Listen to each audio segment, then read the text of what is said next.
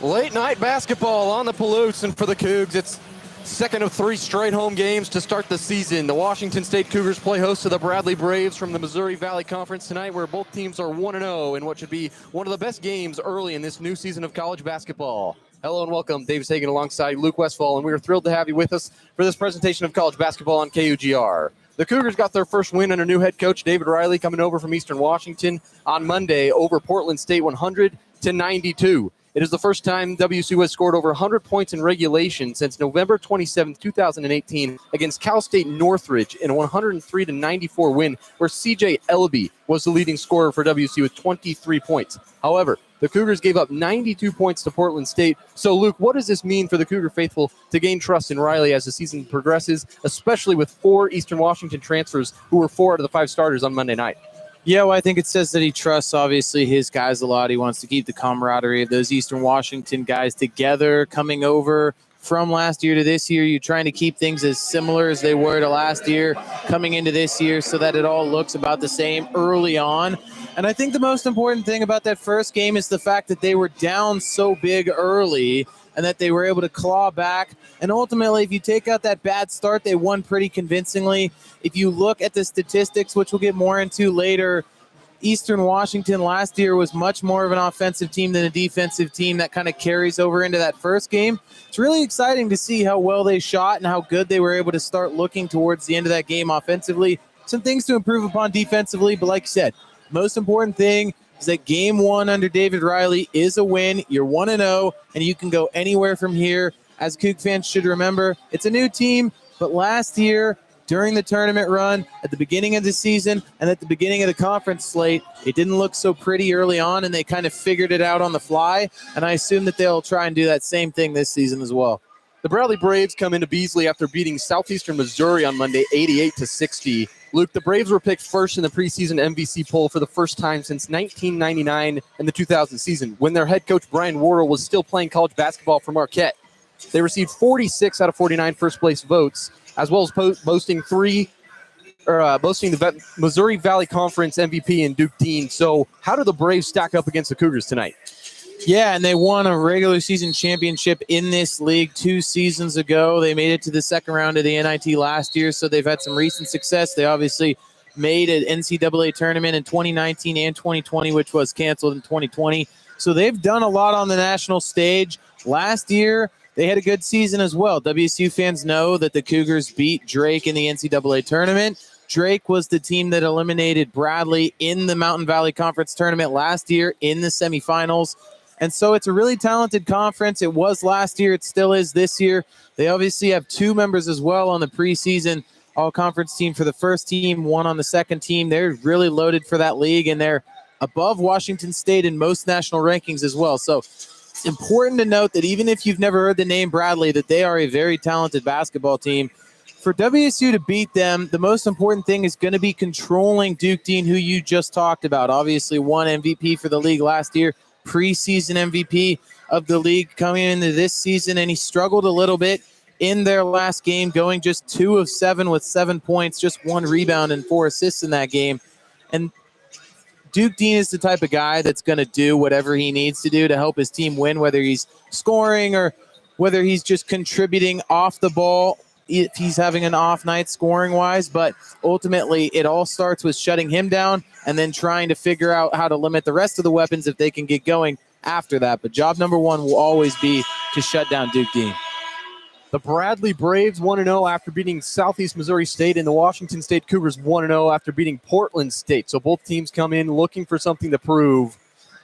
Luke, is there one quick thing you could say about this Washington State team that they showed on Monday that you're expecting to see again tonight? I think the one thing that they showed is just how mentally tough they were early on. They were able to adjust on the fly, down immediately out of the gate, down big. And in game 1, under new leadership with so much turnover on this roster, I think it was really important to show these fans that they are never out of it and that the fans should never leave their seats even if they are down in the game.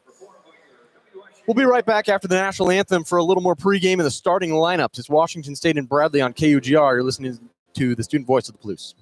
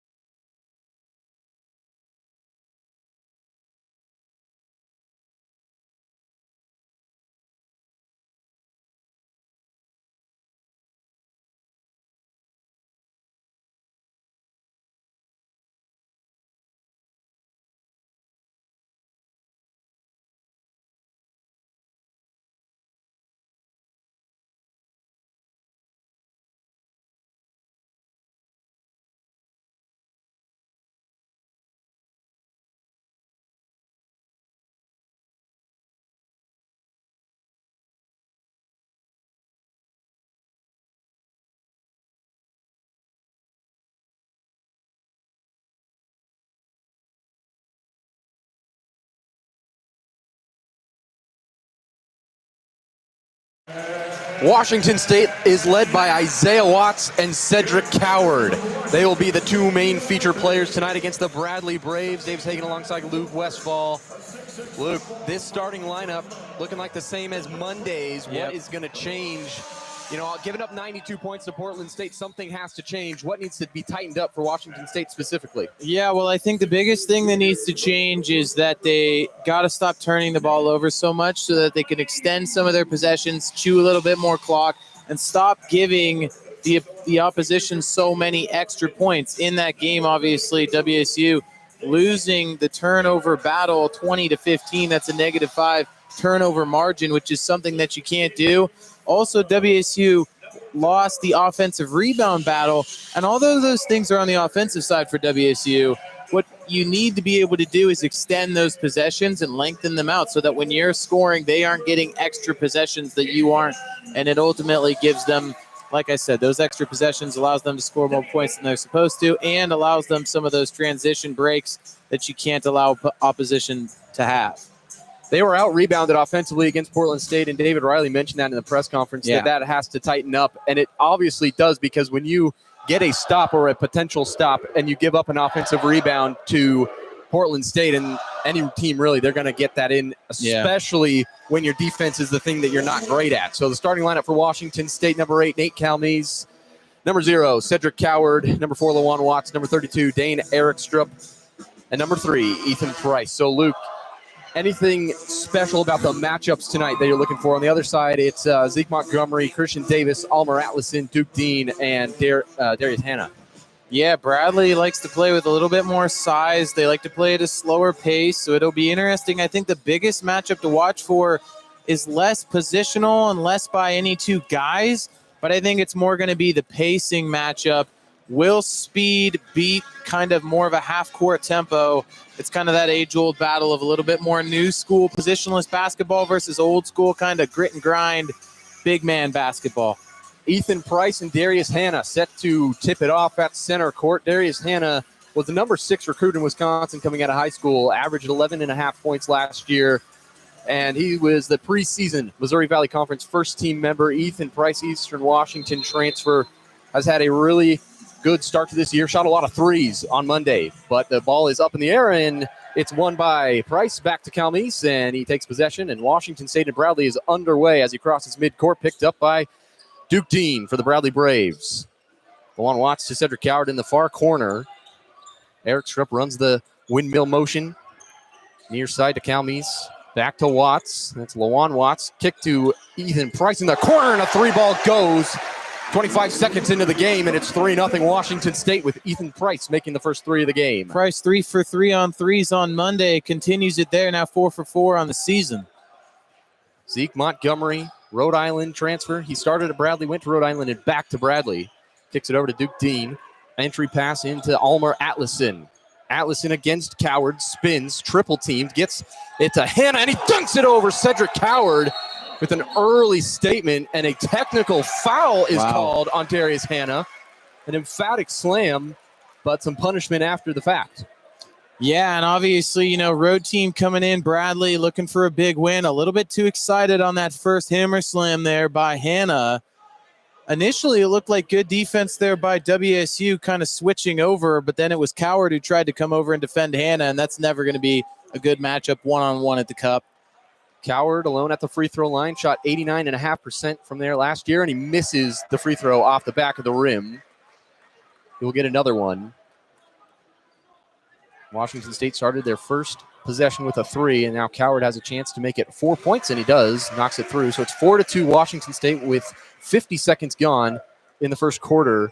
I'm interested to see what the ref saw on that play. It looked like he just dunked it. He might have said something after the play, but he didn't hang on the rim or anything. I think it was either something he said or some kind of flex after the play. Maybe he stood over him. I couldn't exactly see it. I kind of changed my gaze.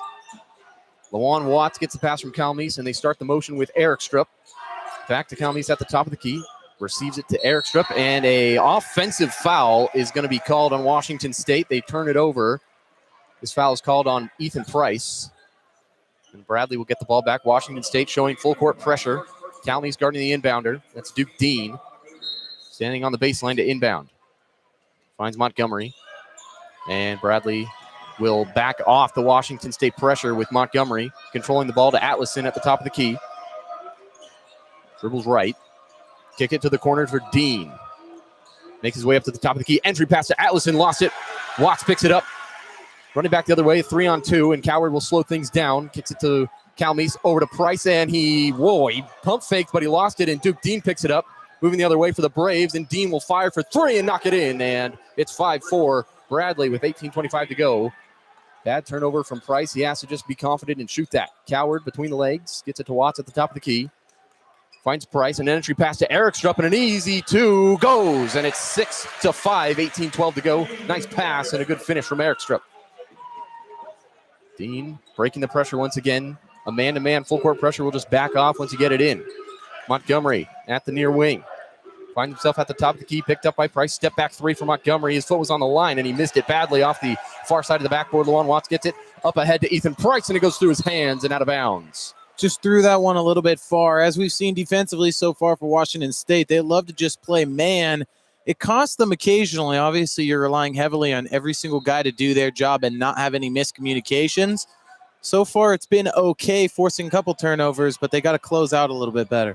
Duke Dean, the 5'8", fifth-year senior from Shreveport, Louisiana, has the ball on the far side. Brings it up to the top of the key. Picked up by Erikstrup. Finds Christian Davis, who had 15 points on Monday against SEMO, tied for their leading scorer. Hanna loses the ball. Coward picks it up, and a good steal by Washington State, turning the tables on the turnovers. They had a 21 turnover day against Portland State on Monday. Coward has it. Ducking inside, kicks it out. Erikstrup wide open near side three. Bang! And Erikstrup has three, and it's 9-5. Washington State, 17-10 to go in the first half.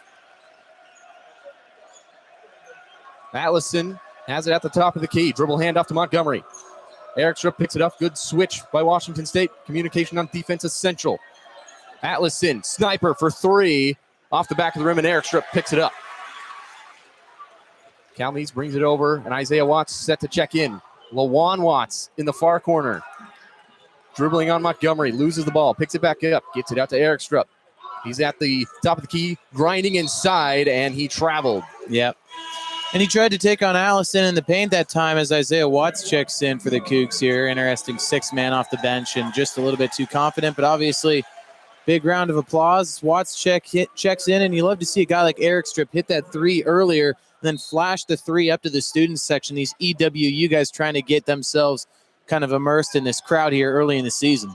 Watts checks in for Erikstrup, and Corey Thomas is into the game for Atlason for the Bradley Braves. Montgomery, handoff to Duke Dean, driving inside with the left hand, and he's got an easy two with a scoop layup, and it's 9-7, 16:23 to go in the first half. Nearing a media timeout. We got 20 seconds, and the next dead ball after the 16 mark will be a media timeout. Calmes drives right, hesitates, kicks it to Ethan Price, and an inside pass to Watts and a dunk, and it's 11-7 with 16:10. Lawan Watts fouled out in the first game of the season. Good to see him back involved and throwing one down early. Better start tonight against Bradley than it was against Portland State. They were down 17 with 6 minutes gone in the first half against Portland State, and a foul is going to be called on Watts as Montgomery drove left baseline.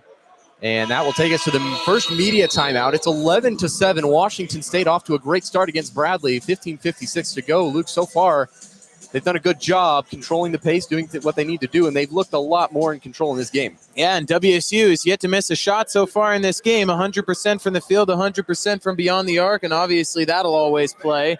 Defensively, though, obviously they're here working, trying to find ways to create plays defensively, and the thing that I've noticed the most from them defensively is that they're really getting handsy in this game.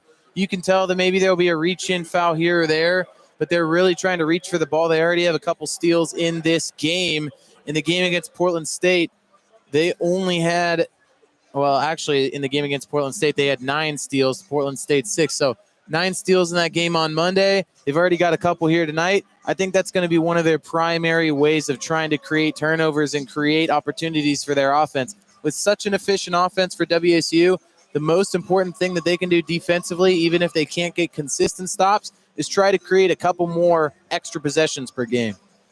11-7, Washington State leads with 15:56 to go in the first half. You're listening to KUGR, the student voice of the Palouse.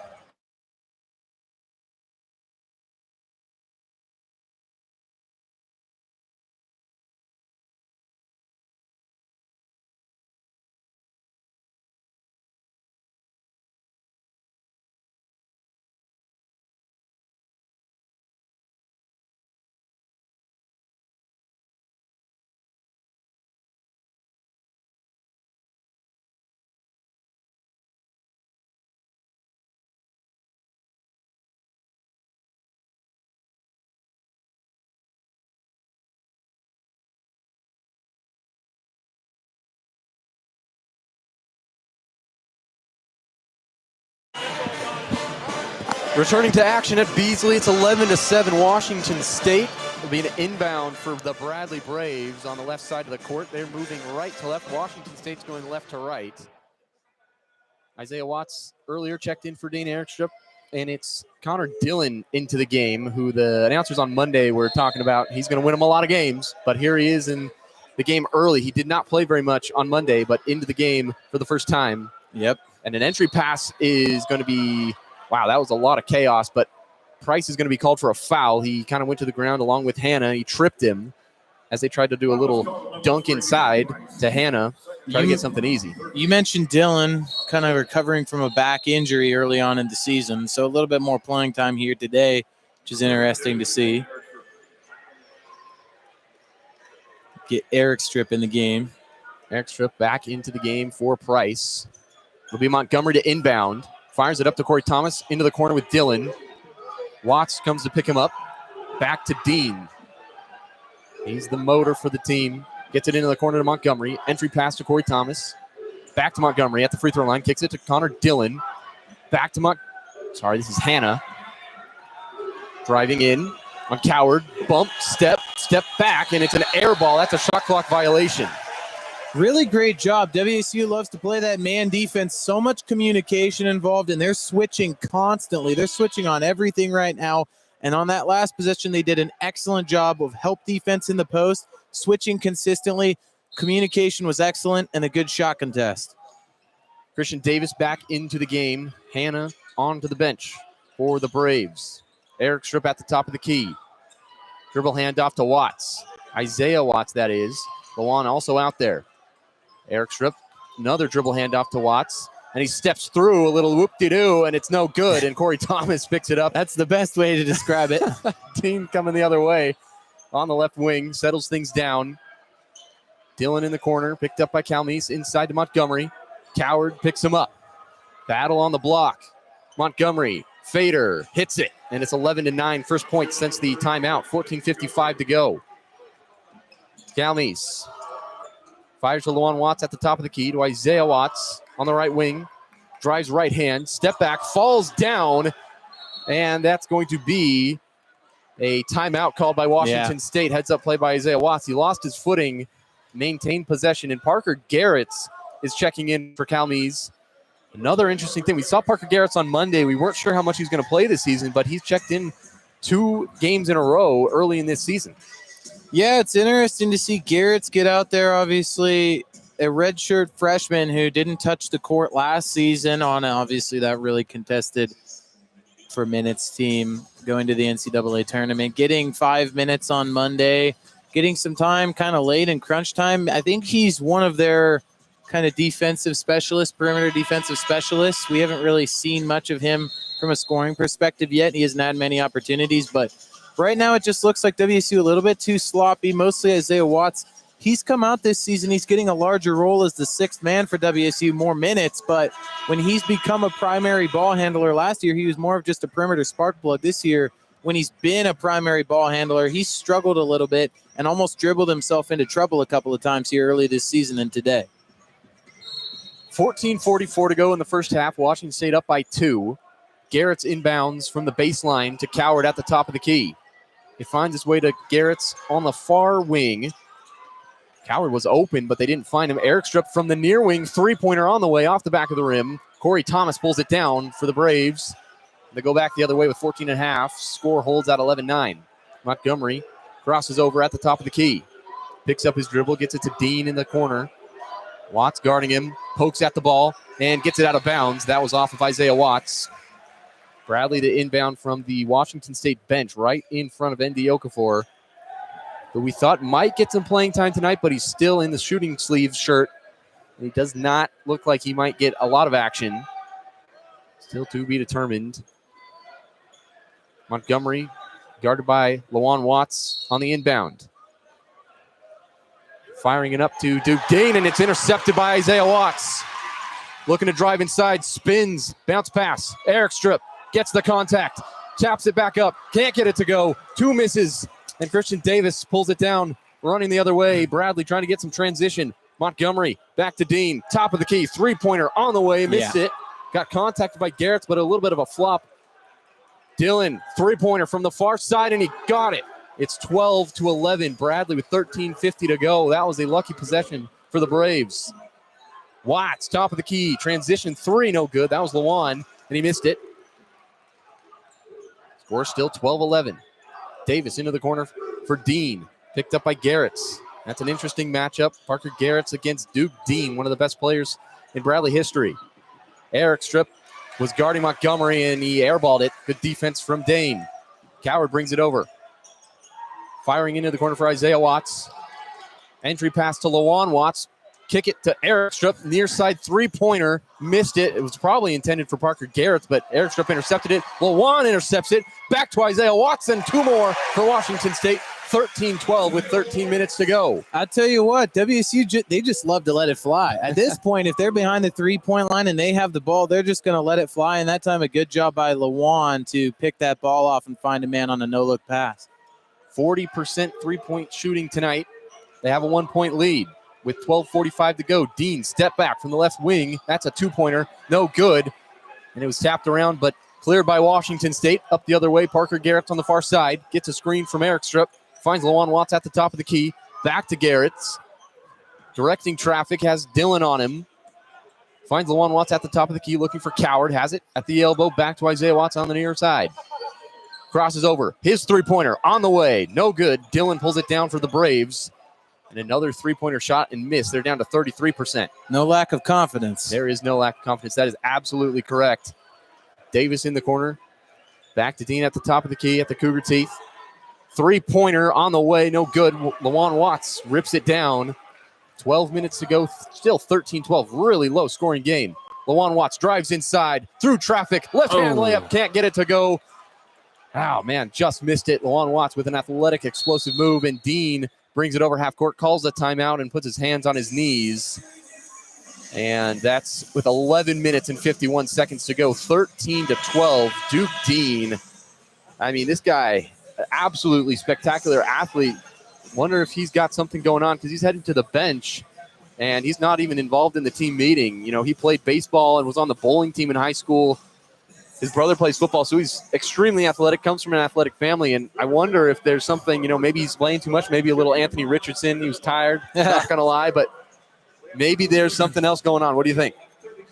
Yeah, I mean, it's tough to say. He's certainly been active in this game. WSU has done a really nice job. Like I said, they clearly have eyes on him, even when he does have a second of space. Every shot he's taken so far has been heavily contested. Every three he's taken, he's been undercut by a WSU defender. That's one thing I was going to say. WSU on their shot closeouts, they've done a really nice job at coming at angles where they can get as close as possible without contacting. Dean even on the one shot, trying to draw a little contact with a little flop action. Good job to the refs on that one, not calling it. But he's been trying to do a lot, and it seems like he's really trying to force himself into the offensive game plan a little bit. Obviously, it's probably designed around him a lot, but it seems like he's maybe trying to make a little bit too much happen. He's been a little bit overly active, and I'm sure he's in great shape at this early in the season. Maybe he's just kind of got to get back into game speed just like anyone else. He is still 2 of 5 from the field, which isn't terrible, and 5 points so far for him. Does have the 1 rebound, the 1 assist, and a steal. No turnovers yet. So the box score doesn't look too bad, but overall it just looks a little bit forced out there right now, and we'll see what they try to do to get him going. Maybe try and get him some more open looks through some more creative scheming. He was 2 of 7 on Monday against SEMO, and he's 2 of 5 to start this game, so he's obviously trying to get himself going, but Bradley with this 2 minutes and 2 second scoring drought, and Washington State on the other side, one of their last 10 from the field. So 13-12 with only almost half the half gone. So we're almost a quarter through this game, and it's 13-12. I think that Bradley sort of knows too, and Brian Warlow knows that they need to get him more involved to be competitive in this game and win this game more so than against SEMO, but maybe a little bit overdoing it right now. Wardle's been the head coach since 2015. Coming into the season was 158 and 138. Always good to see a winning record. And Quan Bully Johnson into the game for the first time in place of Dean for the Bradley Braves.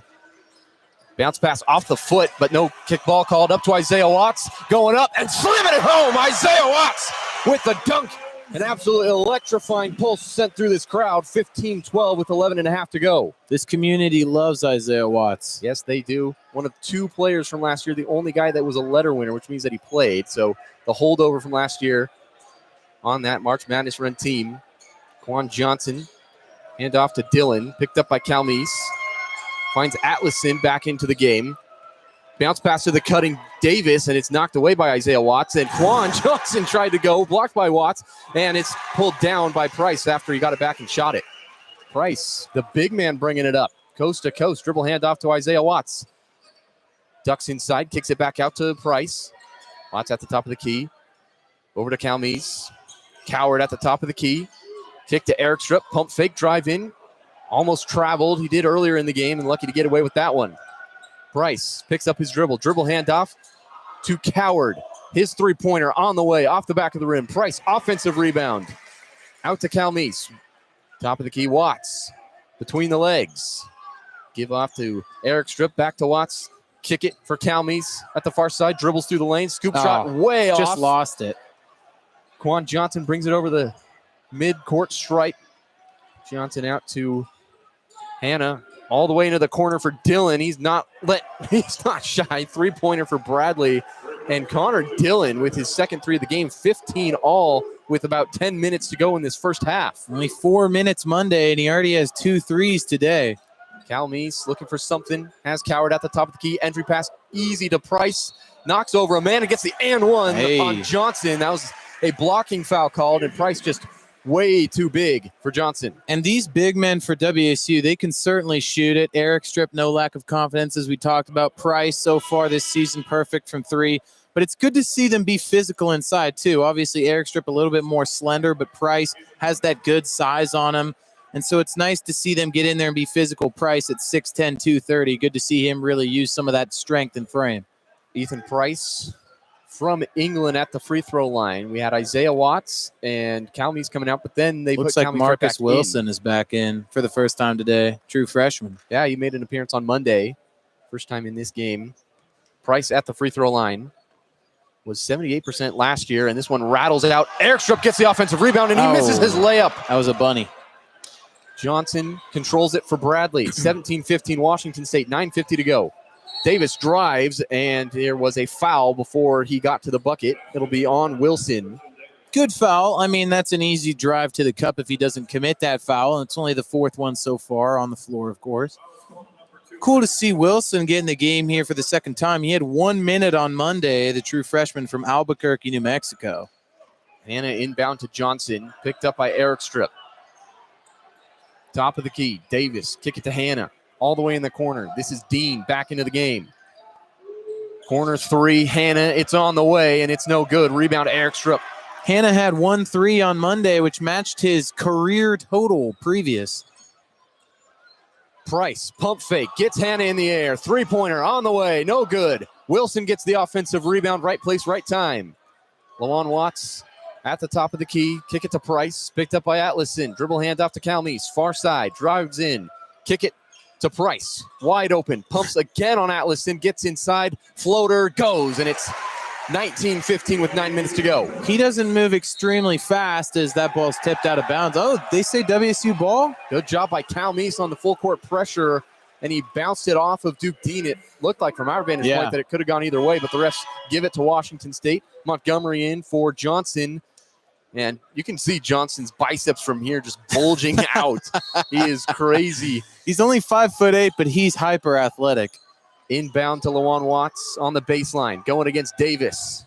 Watts lost it, but it finds itself to Price. Free throw line jumper. He hesitated a little bit, but he got it, and it's 21-15.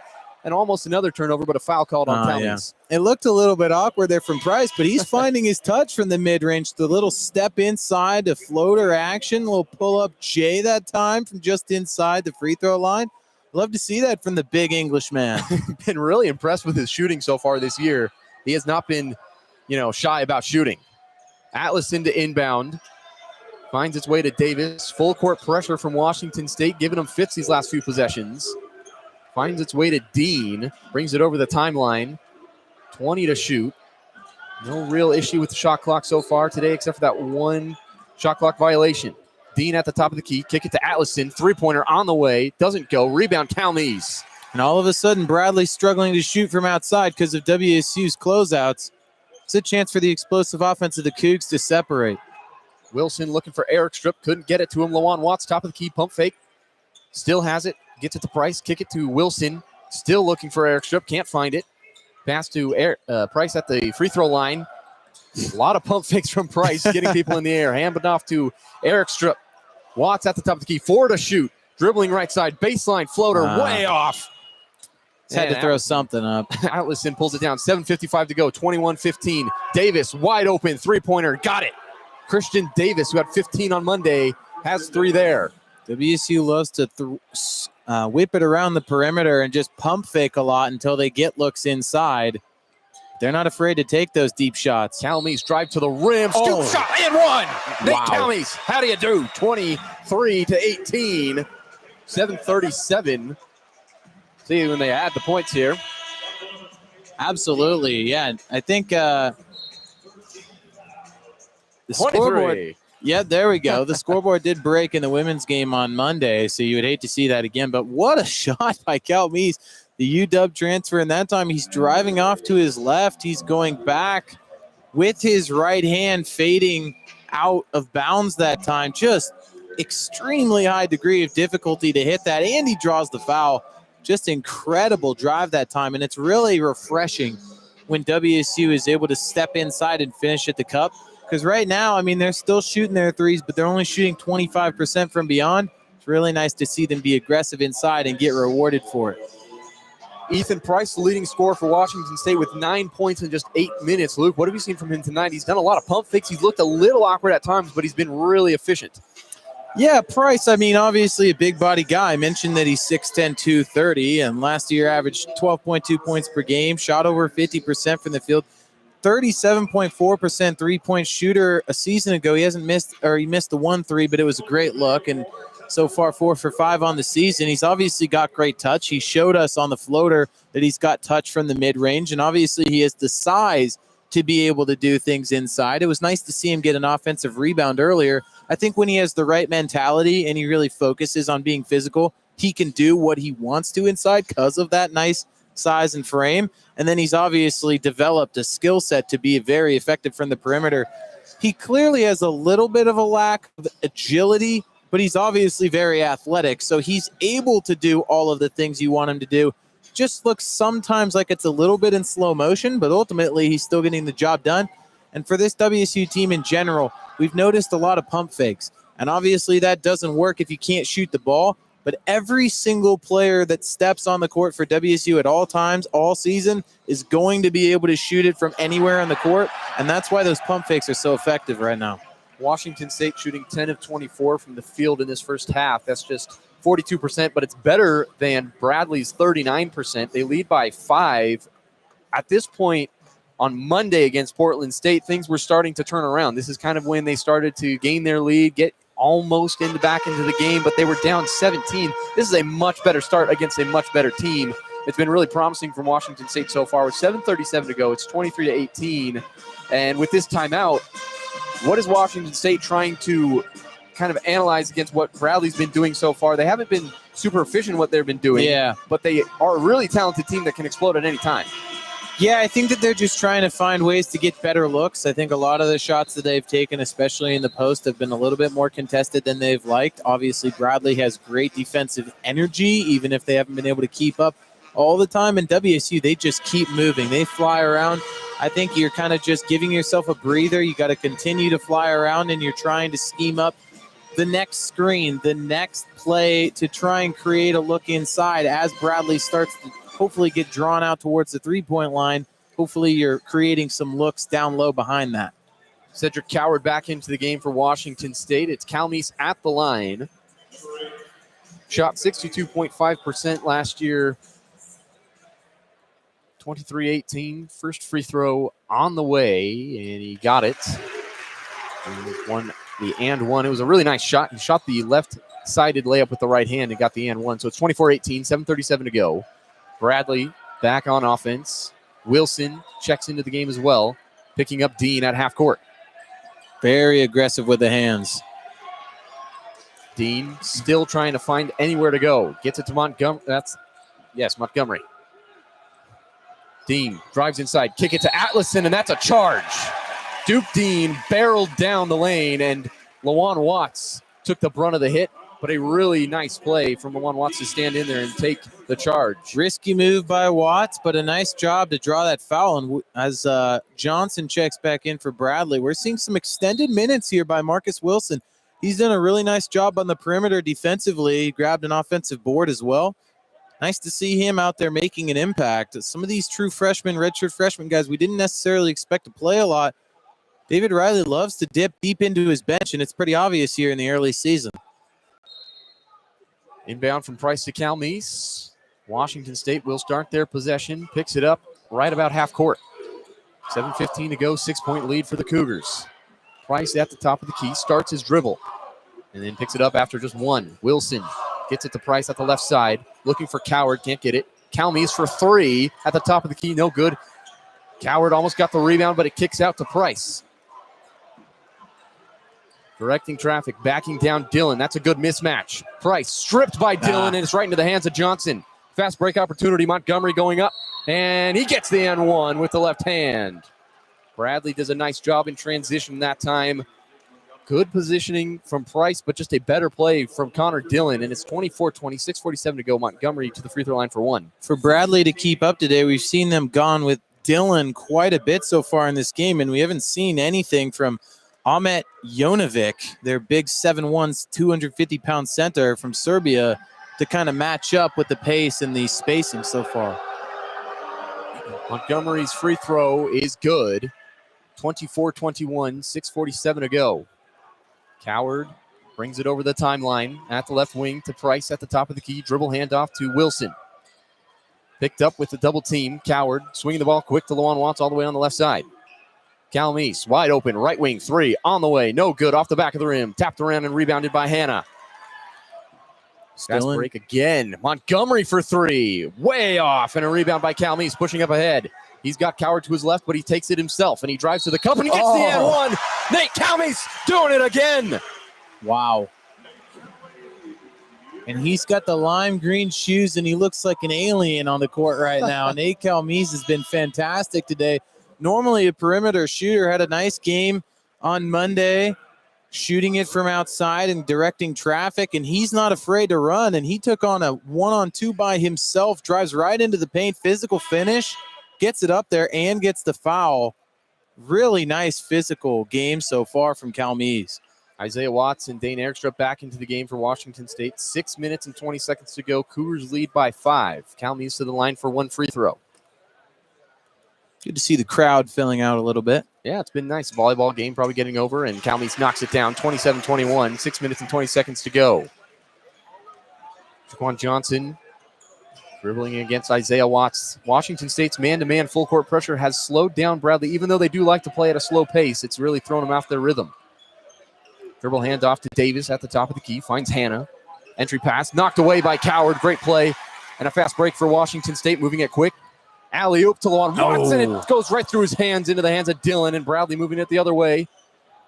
Finds Hannah wide open. The lefty three is good, and it's 27-24 with 5:45 to play. That's the second three of the season for Hannah. He had one last year, and that was his only three of his career coming into this season. 2 this season already is a new career high. Calmese ducking through the lane. Another and one. Nate Calmese. Oh, careful now. What can he do on the offensive end? That's the third one already. We're only in the first half. We're not even 3/4 of the way through the first half, and he's already flexed on this Bradley defense 3 times. We're talking about a point guard. It's only 6'2", only averaged 4 points a game last season. Calmese already 8 points today with 3 and 1 finishes. Washington Husky transfer making his mark.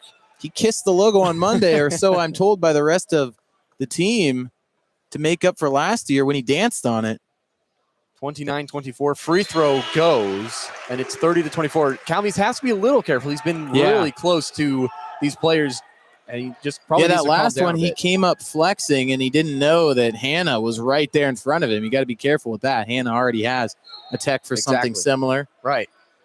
Have to be careful. Can't give them any free points. But you also do want to show some of that juice. Absolutely. The juice is important, as Dickert likes to say.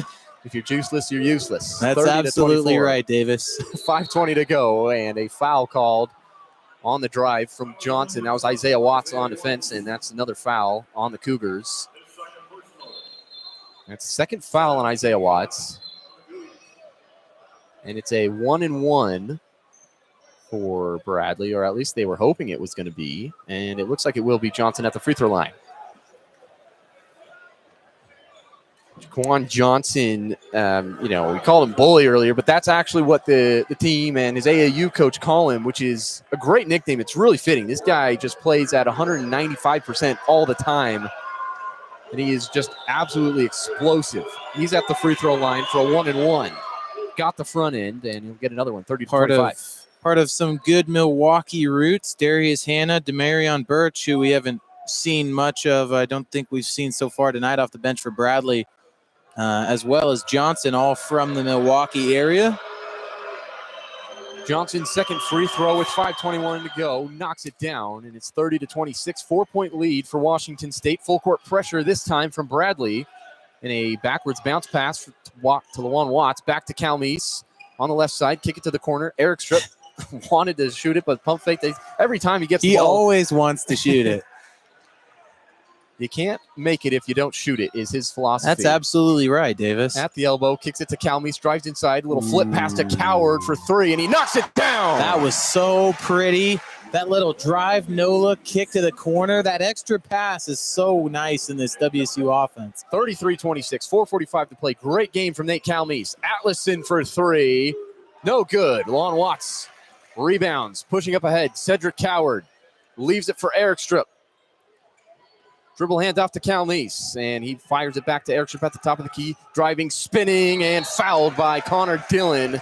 He made that same move against Ethan Price, the swipe down, but this time it's a foul against Eric Strip, and he will go to the free throw line for two shots. 33-26, 7-point lead for Washington State with 4.5 to go. It's been a nice first half for WSU, especially coming out after that game Monday. Still interested to see if Bradley's dealing with some injuries. We obviously missed that first free throw. Have not seen a couple of guys so far today that we kind of expected to for Bradley. Demarion Birch, one of their main backup guards we haven't seen. And then it might just be a matchup thing, but the 7'1" center, Ahmet Jonovic, we also have not seen. Eric Strip's second free throw rattles home, and it's 34-26, 4.5 to go. It is interesting that the 7-footer hasn't made an appearance because Washington State doesn't really have anything to match that. Might just be a speed matchup. Dean dribbles it over half court with 4:20 to go. The left side of the court, Dean picked up by Lawan Watts to Hanna at the top of the key, drives, left hand, gets to the rim, tough finish, and he gets the roll. 34-28, 4:10 to go in the first half. It's been a fantastic showing by both teams so far. It's been a really entertaining game. Watts to Watts. Inside to Eric Strupp, and he gets the left-hand layup, and he missed it again, and he is not happy with himself for that one. I mean, to be fair, sometimes when you get fouled and you go for the layup, you think, man, I should have made that. But he got bonked on the head one there. I'm not sure if he was seeing straight after that chop. Yeah. So I don't blame him too much for missing that layup, but he's clearly upset. Yeah. But I tell you what, one thing, Davis, it's really nice to see WSU is winning this game 34-28 despite so many missed opportunities, 27% from three. They're only shooting 63% from the free throw line to Bradley's 100%, also out shooting them at the three-point line 38%. So they've done a really nice job creating themselves extra opportunities by stealing balls, creating turnovers against Bradley. They haven't had their best offensive half, and we saw on Monday that they certainly performed better in the second half offensively. We've also seen quite a few opportunities in this game so far for guys like Eric Strip, who's just 2 for 7 so far. A play like that, obviously, maybe one that he could make in the future. He hasn't quite gotten into his groove so far early in the season, despite the confidence, and yet they still have the nice lead, and it still feels like everybody is making a positive impact in this game. Nate Calmese, to me, has been the player of the game so far with his 3-and-1s and some really nice passes. Washington State just seems to be better connected as a unit in this game, and that's what Bradley looked like on Monday against Southeastern Missouri. They look like a team that has been playing together for a long time, and Washington State has 4 Eastern Washington players coming over. Yeah, I don't think he looks very much like the Lorax. Anyways. They have 4 Eastern Washington players coming over, so they have some cohesiveness as a unit, but on Monday it looked like, individuals out there instead of a team. So tonight they're looking a lot more like one unit. How does that kind of play into just more time with each other and just playing a game and a few more days of practice? Yeah, I mean, obviously the extra days of practice is nice. The film study, having done it before on the court, you kind of know, okay, we were doing this in practice. David Riley said a lot of the mistakes that they made on Monday, he had never seen his team do before. Yep. Sometimes you just get out there, there's a lot of pressure to perform in front of the home crowd and make a good first impression. You're playing a team like Portland State, maybe you feel like you can get a little flashy and kind of run it up on them and they humble you a little bit. Yep. I think it's important to just kind of take a step back, really lock in, and now they've played one game with each other, and they can say, okay, I prefer my passes actually 1 degree further this way, or I actually prefer it if I get a couple more possessions handling the ball. You kind of figure out your tendencies and your preferences a little bit. Eric Strupp at the line. First free throw on the way in. Good. Yeah, Riley said that it was encouraging to see the start because of how crazy it was, and he said this will wear off in a few minutes, and then it did, and they ended up winning that game. That's always nice to win. Winning fixes everything. Eric Strupp knocks down the second one. It's nice to see a Go Dane poster in the crowd. Obviously, there are some students out here that love to see some of these new faces. Yeah, starting to become some hometown celebrities. So 36-28, 3:50 to go. Dean bounced past to Hannah, and he went up, and it went off the rim. And a foul is called on Coward, and he's not happy with it. Going over to Riley. But that was about the latest foul call I've ever seen in my life. I mean, the replay didn't really show it. It's better than getting posterized again because he's already been posterized by Hannah one time in this game. But, man, I mean, listen, I don't really have a problem with the foul. I just have a problem with it calling a foul 5 seconds after the play. Yeah, the ball shot up to the moon, and then by the time it landed, they called the foul. So that free throw goes for Hannah, and it's 36-29, 3:50 to go. Coward not afraid to get posterized, it seems, and I respect that. If you're going to play basketball, you're trying to prevent them from scoring every time. You better jump every time. Hannah's second free throw goes, and it's 36-30 with 3:50 to go. Has become a much better shooter this season. Obviously, a new career high and a new season high for three-pointers in a season. Also, just a 65% shooter from the free throw line last year, 2 for 2 there. Isaiah Watts to the corner. Eric Strupp pump fake, gets it out to the top of the key with Nate Calmes. And they're going to slow things down with 3.5 minutes to go in the first half. 36-30. Washington State leads. Calmes ducks through the double team, pops it up, and he got fouled. That's another late call. Wouldn't have mattered. I mean, LaJuan Watts caught it, laid it up and in, so it's not like it made a big difference. But again, good job by Calmes splitting 2 defenders, and with that high floater, very low chance of being blocked, and again getting himself to the free throw line. Went over to David Riley to check something, and Riley just throwing his hands up in the air. Calmes back to the free throw line. That's been his home tonight. 36-30, 3:28 to go. Washington State with a 6-point lead. Much different feeling than Monday. Calmes at the line. 3 for 3 so far. Knocks it down. 4 for 4. 73% as a team. Number not exactly desirable, but it's still early. Shot about 78% on Monday. Yeah. Always room to improve, and early in this basketball season, a lot of time to go. Calmes misses it, and Montgomery pulls it down. A lot of time to improve on every aspect of the game. Montgomery over half court. Isaiah Watts checking him. Getting a screen from Hannah. Still at the top of the key. LaJuan Watts picks him up. Over to Dean. Cross-court pass to Atlason. And it's Davis who finds it, and it's a left wing 3, and he got it. 37-33 with just 3 minutes to go. Coward Some brings about it over guys named Davis that can shoot. Well, that's not true. Watts to Watts, and it's Isaiah at the right wing. LaJuan at the top of the key. Finds it back to Isaiah Watts, driving on Montgomery. Step back jumper on the way, and it's pure. That was a little Miles Rice action right there. He loved those little dribble in, step back, mid-range J's. He was John at Montgomery on the way back down the court. 39-33, 2.5 minutes to go. Bradley in possession. Davis lost it out of bounds, but it was poked away by Washington State, and Bradley will maintain possession. 17 seconds to shoot, 2.5 minutes to go. Dylan checking back into the game for the Braves, and it'll be Darius Hannah coming out, probably trying to avoid fouls. Pretty small lineup. Very small, absolutely. Dylan Mostly. and Dean probably wouldn't be able to ride some rides at Disneyland. Inbound pass from Davis to Dean at the top of the box here. Dean on the left wing, picked up by Eric Strip. That's a height mismatch, but a three-pointer for Dean off again. Dylan gets the rebound over Coward somehow. Davis drives inside with the right hand, and that's two more for Bradley, 39-35. No idea how Dylan's grabbing that offensive rebound. Coward going inside, and he's got two. Nice job by Cedric Coward. 41-35, 2 minutes to go in the first half, and a foul called on Calmes off the ball on Duke Dean. Calmes has been really close to every Bradley player tonight, and the rest have finally had enough of it.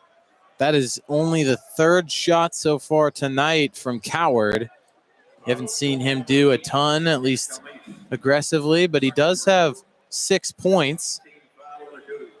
Quiet night for Coward after being the leading scorer against Portland State with 23 points, just 6 tonight. And, they do have the lead. Took charge on the last possession. Dean knocks down the first free throw, 41-36 the score with 2:05 to go. This score was like 11-13 almost halfway through, and now it's exploded. Dean knocks down the second free throw, 37-41. Johnson back into the game for Dean. And even, that's almost the same height, but it's almost even smaller with Johnson, but he does have bigger arms. As you've said, It's just impressive. He's definitely a pack-a-punch player. Yeah, I admire the guy. So Calmes at the top of the key. Minute 57 to go, 41-37. Lawan Watts gets a screen from Eric Strupp. He's open, but he can't find him. Watts still with it, picks up his dribble at the top of the key to Calmes on the right wing. Drives right, crossover, gets a screen, but he ducks out of it. Eric Strupp sets a back pick, and it's inside to Watts going up over top of Allison, and he got two. It almost looked like he was going up for a dunk and still found a way to finish. 43-37, minute and a half to go.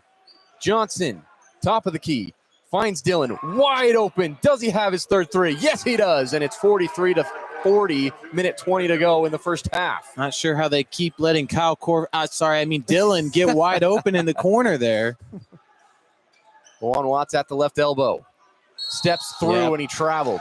Step with that pivot foot. I don't know why Watts looks confused. Yeah, that was a travel. That was definitely a travel. He's mocking it, but he was stepping with the wrong pivot foot when he was mocking it. Well, you love to see a guy argue his case. Yeah, you never want to believe that you're wrong. Nope. He's still talking to him. He'll see it in the tape whenever they watch it. Obviously, they play on Monday against Idaho. Minute 9 to go, 43-40. It's been a fun first half in Beasley. Johnson drives down with the left hand. Atlason at the top of the key. Dribble handoff to Dylan, the three-point sniper. Davis, top of the key, back to Montgomery, inside to the corner. Johnson drives on Eric Strip, got past him, and blocked by Isaiah Watts. Watts is getting up tonight. Eric Strip bumbling down the floor, and he almost turned it over. And Montgomery stepped in front of the pass to Lawan Watts, and it's out of bounds. Little ref assist that time. Yeah. So 48 seconds to go in the first half, 43-40. Got to finish strong here. Just find a way to get to the half with a lead and build. Calmes inbound to Isaiah Watts. Potential 2-3 zone look from Bradley. Entry pass to Eric Strupp, corner for Coward. Calmes at the top of the key. Kick it to Coward on the left side. Eric Strupp, left elbow bouncer, doesn't allows off the backboard. Watts gets the offensive board. He left it short. It's kind of like a little game of pig out there or something. Who can make the hardest shot? 43-40, 20 seconds to go. Johnson slowly walking it up the court. They're going to hold for the last shot of the half. No threes if you're WSU right here. I know it's not the end of the game, but you want the lead at half. And it's stolen, and a foul is called on Calmes. He stepped in front, but they're calling a foul, and it's actually going to go against Atlason. Okay. And it's going to be Washington State ball. It was a hold on the attempt, so he knocked it away, and he went to go get it. Atlason held him back, and they're calling that the foul. David Riley kind of has his little T-Rex pose with his hands up. I swear, after every single play, he's got to learn something. It's good to want to learn more. Knowledge is certainly the key to the game. Knowledge is power. It's good to know more. Yep.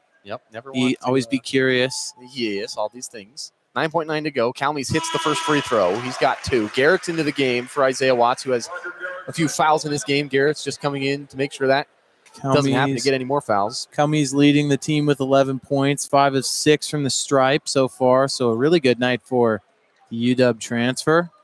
Shifting his alliances. Yes, indeed. I wonder how many of the fans in the stands know he went to Washington last year. Probably not many. 9.9 seconds to go. Calmes' second free throw. Got it. And it's 45-40. 9.9 left in the half. Washington State going to show some full court pressure as always. Davis to inbound. To Dean. Under 9 seconds to go. Crossing over at half court. Gets a screen from Hannah. Dean. Bounce pass to Hannah. Posterizes Coward at the end of the half.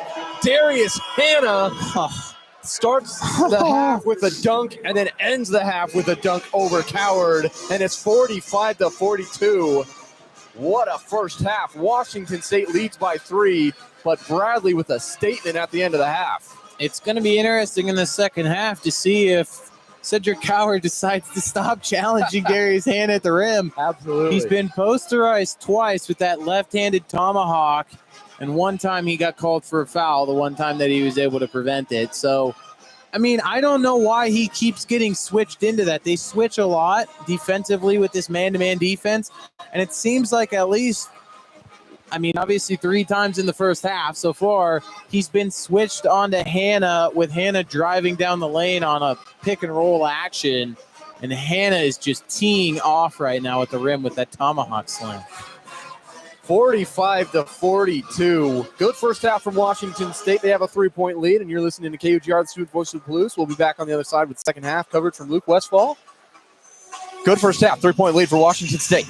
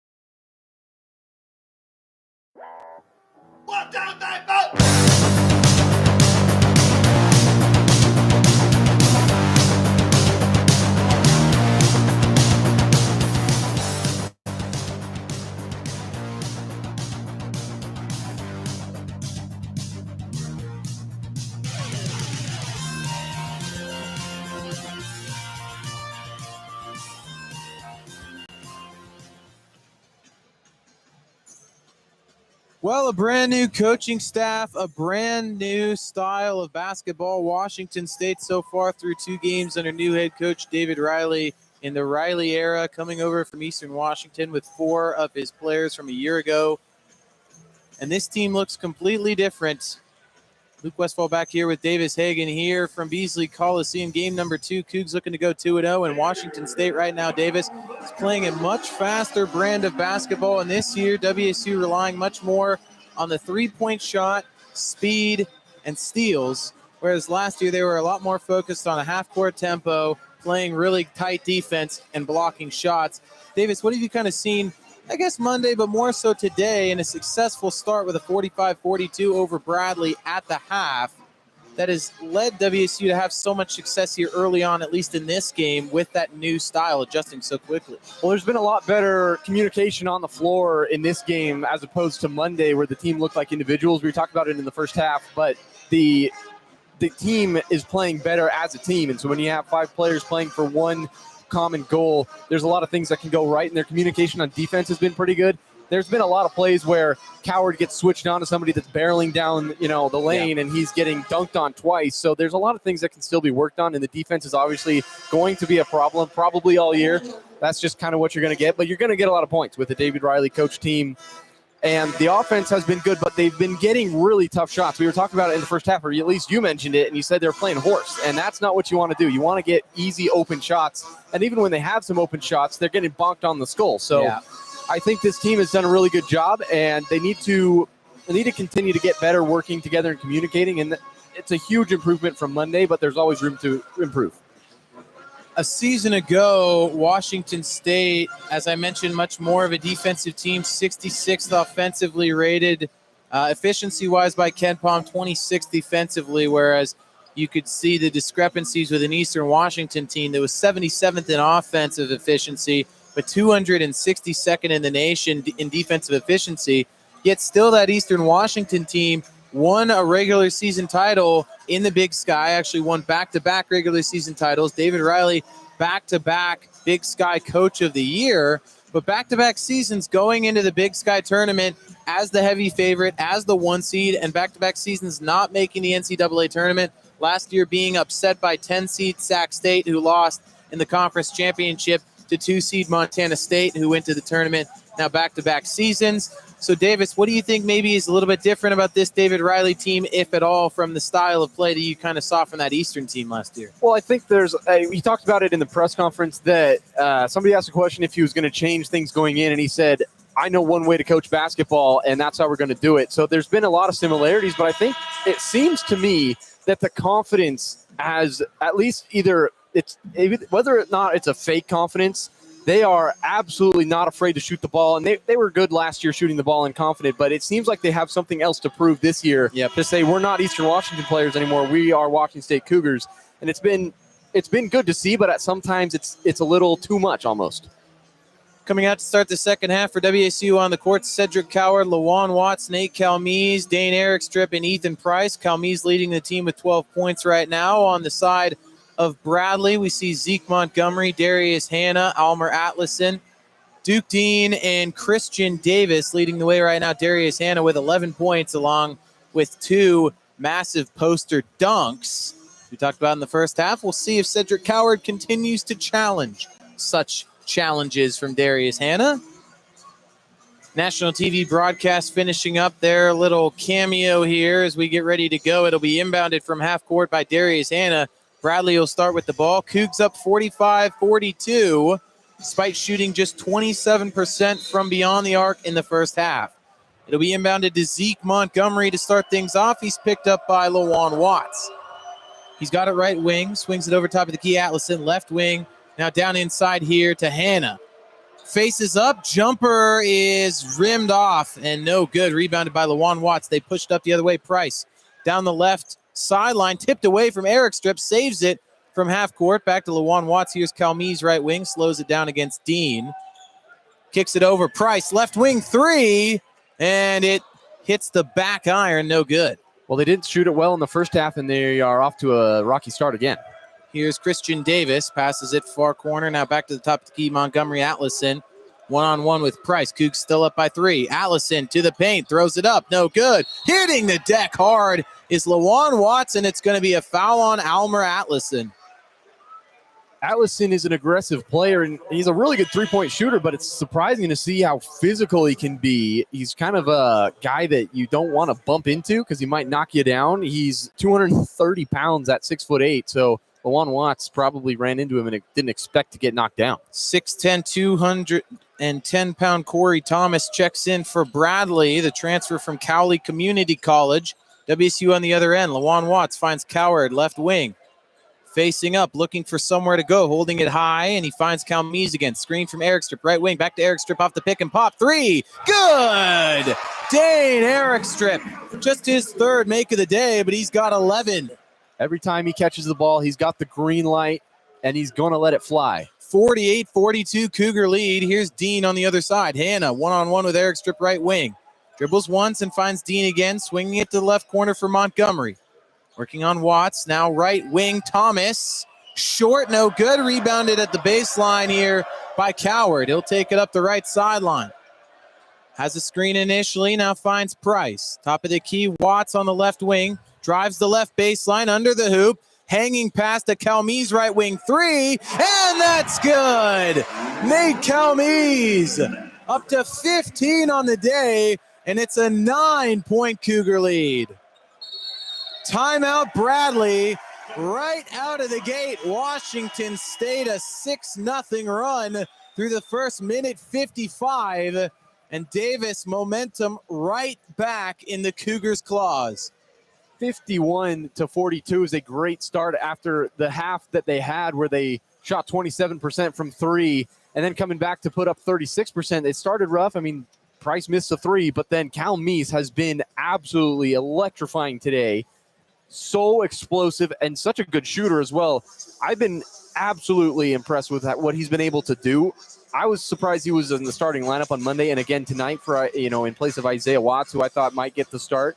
But Calmes has done a great job embracing the role that he's been put into by this being the starting point guard for a team, and he's the odd man out with those 4 Eastern Washington players, and so he has a lot to prove this year, and he's proved a lot tonight. Yeah, and Calmes, such an interesting story, coming over from Gilbert, Arizona in high school. He's a junior now, played obviously at Washington. We talked about it in the first half. Part of that Washington squad last year that did beat Washington State here at home, splitting the season series, but winning at Beasley Coliseum, dancing on the logo. Jokingly, Isaiah Watts saying in a press conference earlier before the season that they would make him kiss the logo. And, of course, he's come out so far this season, 17 on Monday. Today, already 3-1 finishes, leads the team with 15 points. He hits his first 3 of the game right there. He's 4 of 7 from the field. He's got 3 assists, 2 rebounds. He's got 3 steals. He's been excellent so far through 18 minutes. So obviously it seems like he's truly found his home here at Washington State. Davis, obviously there is something to transferring from one rival to another, but it doesn't seem like Calmes has had any issues getting comfortable here in Pullman. Well, at the end of the day, it is just basketball. And so when you come in, especially with almost no returning players other than Isaiah Watts and Parker Garrett, it's a totally fresh team. So there's not a lot of people with a lot of bad blood against you.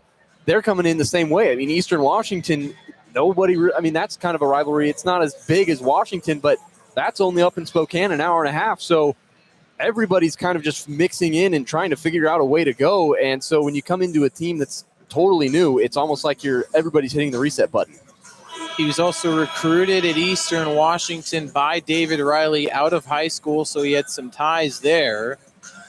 Back into the action, no substitutions on either side. Same lineups for both teams. It's Bradley ball. Cougs up 51-42 with 18:05 left here in the second half. Both teams searching for a 2-0 start to the season. And they started off here with Zeke Montgomery off a Hannah screen, dribbling inside, pull up, jumper is short, no good. Good defense by Price, and he gets his own rebound. Slow it down, take it the other way. Calmes now pushing it off a screen from Eric Strip. Back to Eric Strip, top of the key. Hesitates, drives in, kicks back Calmes, left wing Price over to the corner here for Coward. Back to Eric Strip, top of the key, pulls up and short off the front of the iron. Good rebound by LaJuan Watts. From the right block, back out Price, top of the key, three wide open, and it dribbles in. 54-42, the biggest lead of the game by either team, and the Cougs are up by 12. Great shot from Ethan Price, another guy that's not afraid to let it fly. Nobody is shy on this team. Zeke Montgomery late to get back down the court offensively. They kick it to him on the right wing. Now back out Davis. Over to Dean, left wing, back to Davis. And now it's Thomas. Looking, dribble handoff. Montgomery driving inside from the left block against Calmes. The right-handed hook, no good, but he's fouled. And it'll be 2 free throws for Zeke Montgomery.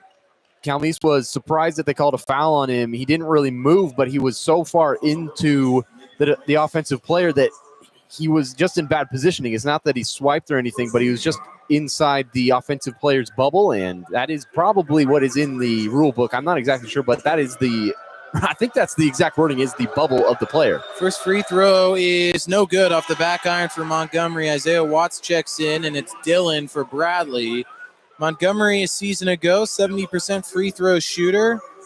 25 and a half minutes per game for Rhode Island, averaged 9.6 points per game, but did have 30 in a game against George Washington. Hasn't missed a free throw this season up until that last one. And now for the second attempt.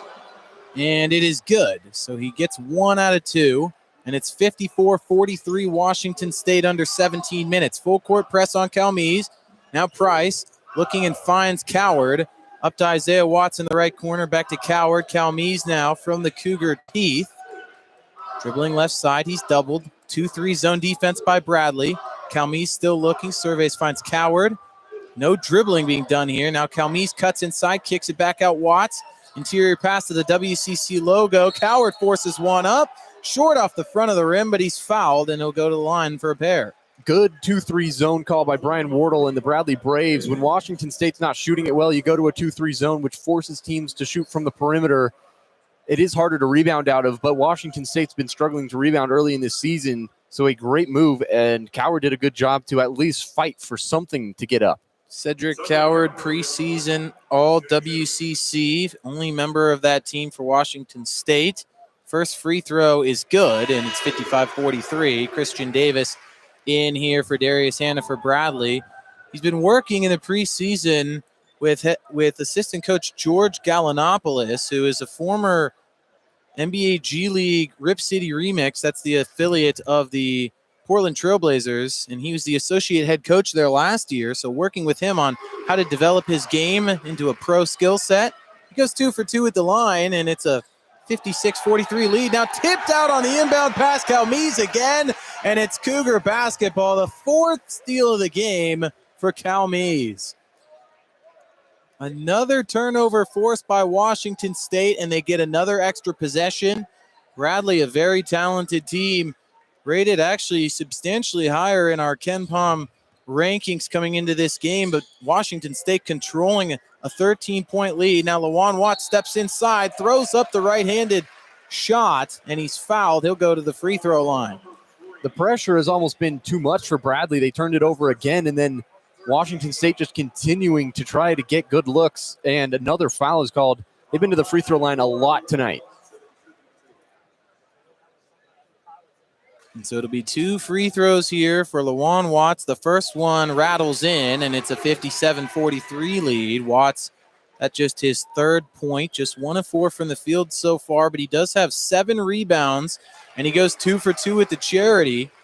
What's really exciting to see about this Washington State team is nobody is afraid to shoot it, and even if they miss, that's not affecting their next play. 15-point Cougar lead. Duke Dean brings it up for Bradley. So far, just 7 points on 2 of 6 shooting. Dylan back to Bradley, left wing guarded by Price. Montgomery left corner. Here's Thomas, picked up one-on-one with Coward. The turnaround hook, no good. Rebound, LaJuan Watts. Another good defensive possession by Washington State. Price brings it up the other way, hands it off for Coward. He'll slow it down in direct traffic. Calmese up on the left wing. 3-2 zone here for Bradley. Calmese cuts inside, and we got a foul on the floor, and it's going to be against Duke Dean, and we'll get a timeout right there. Another foul here on Bradley. Cougars up 58-43 with 15:57. Davis, through the first 4 minutes and 3 seconds, Washington State obviously going on a big run here right now on a 13-1 run to open the half. What's been so successful for them offensively and defensively? I would just go to the defensive side, at least for this half.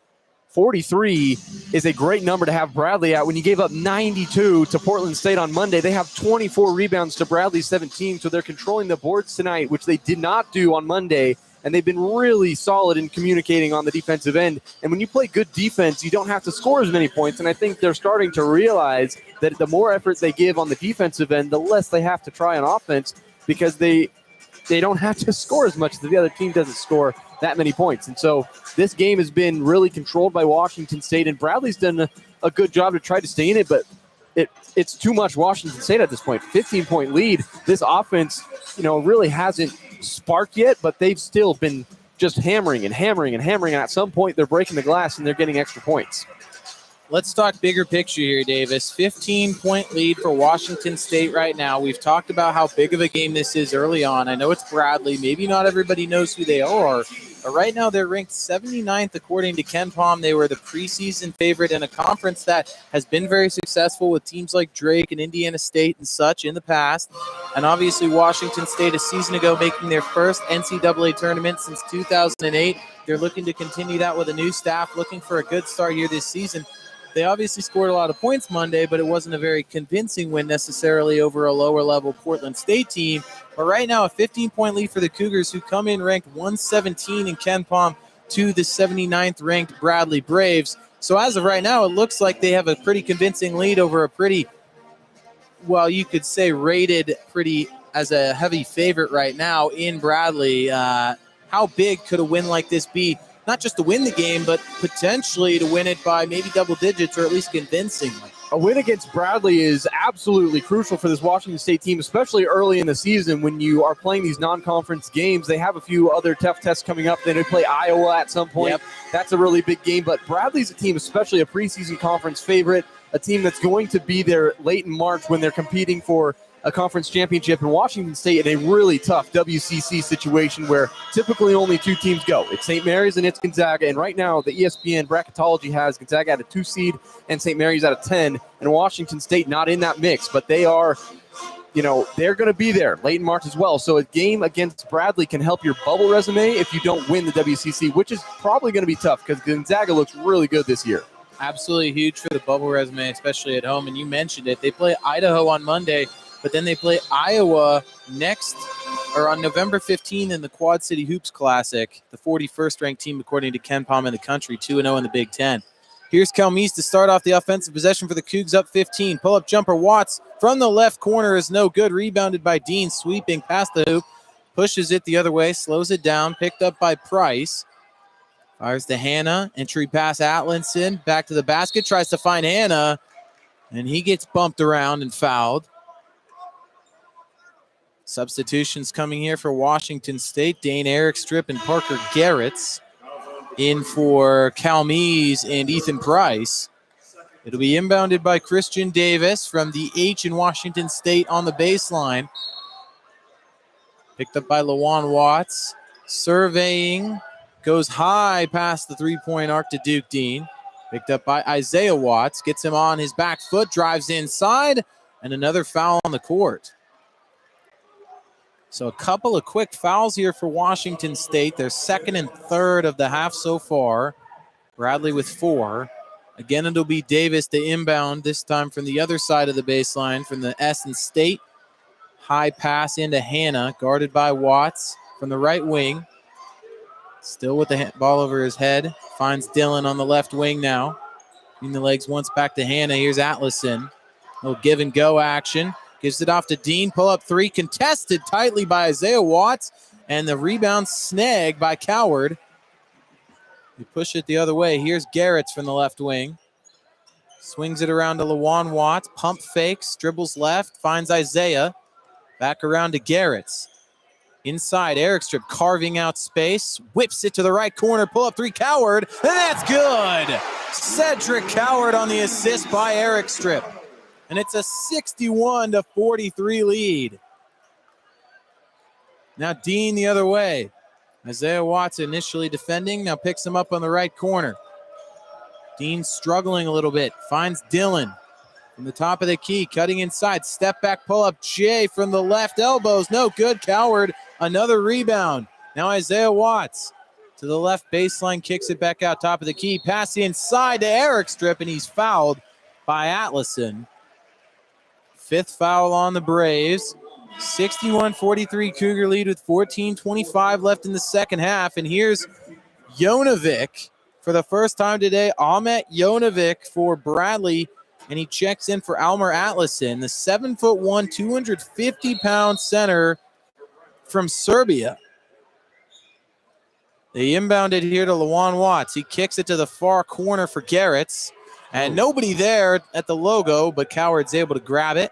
Picked up by Jonovic. Now Garrett's right wing, working on Hannah. Back out. Coward for three. No good. Front of the rim. Good rebound. Tough play there. Three for Garrett's. Short. Rebounded by Hannah.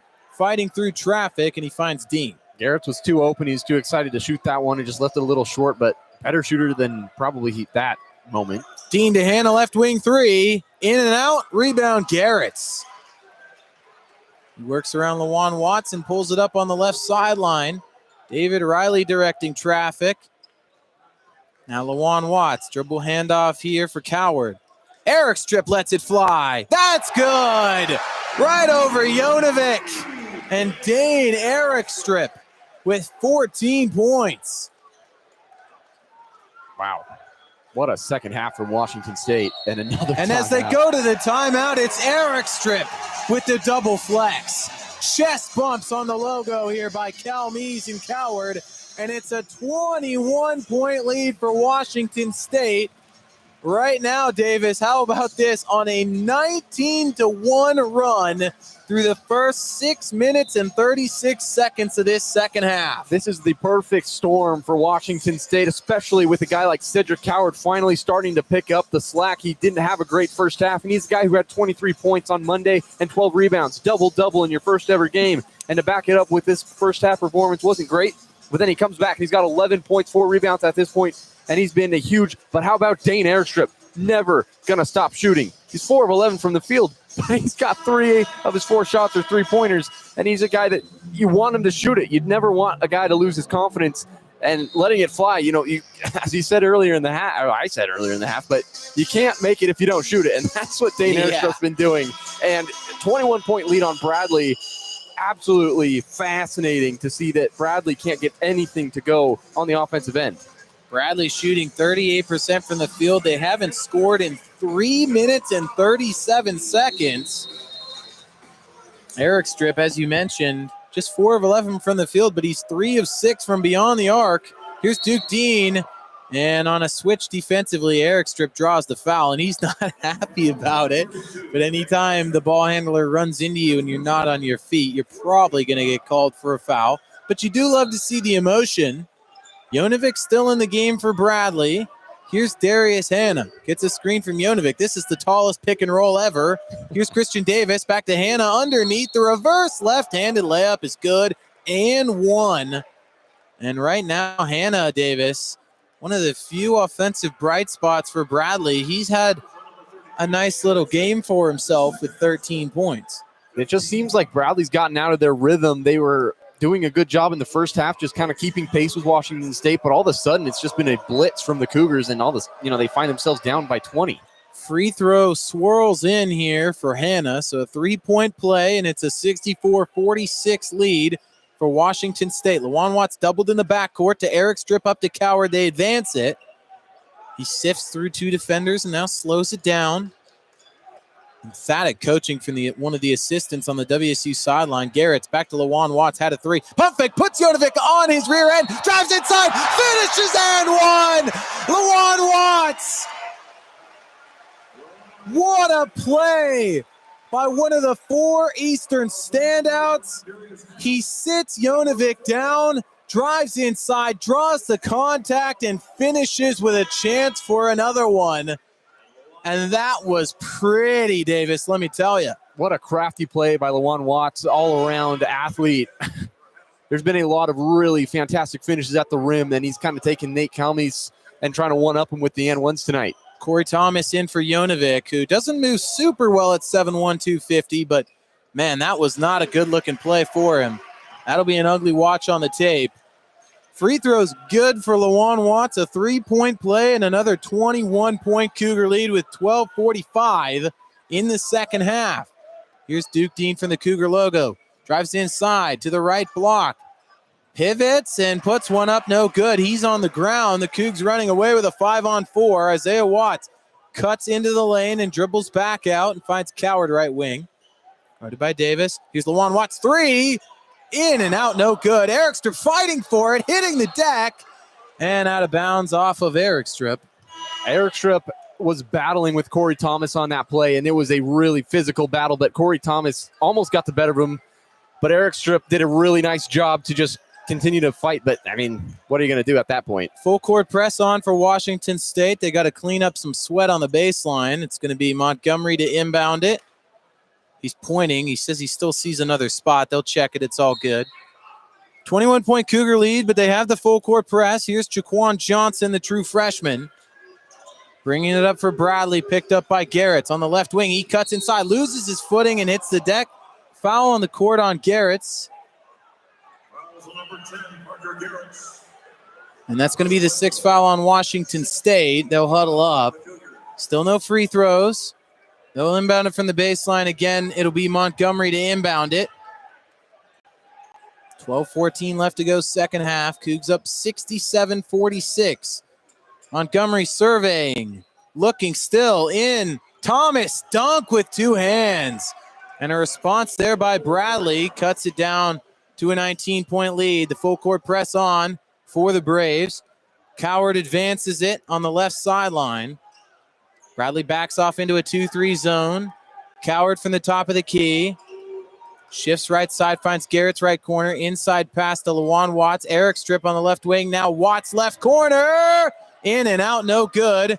Rebounded off a tip by Coward. Here's Lawan Watts. Cuts inside to the hoop. Erikstrup left wing, 3.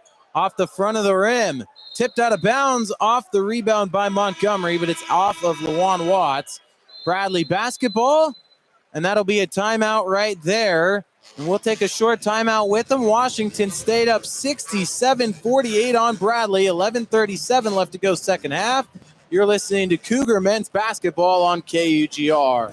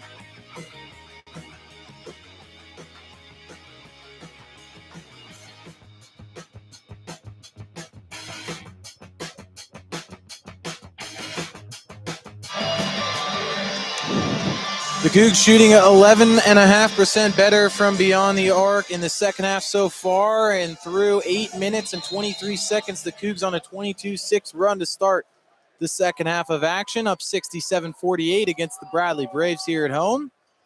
Jaquan Johnson brings it up for Bradley, guarded by Isaiah Watts on the right wing. Top of the key, Eric Strip picks him up, kicks it from the right corner. Dean, no good, back iron, tough rebound by Price. He brings it through. Now Coward on the right sideline. Behind the back to the top of the key. Brings it around. Overhead pass to Price, right wing. Pushes one. Calmes, left wing, and there's a foul. Jaquan Johnson hit the deck. Yeah, they're calling it on Coward with the push. On Cedric Coward. Second foul on Coward. Seventh foul on Washington State, so getting close to 1-1 territory. Just 11 minutes here to go in the second half. Cougs still up by 19. Jaquan Johnson running the point here for the Braves. Picked up by Isaiah Watts. Crossover move. Shot from Davis, right wing, good for three, and that cuts it to a 16-point margin. Atlason getting ready to come in for Bradley. Coward back to the basket. Finds Eric Strip over to Isaiah Watts.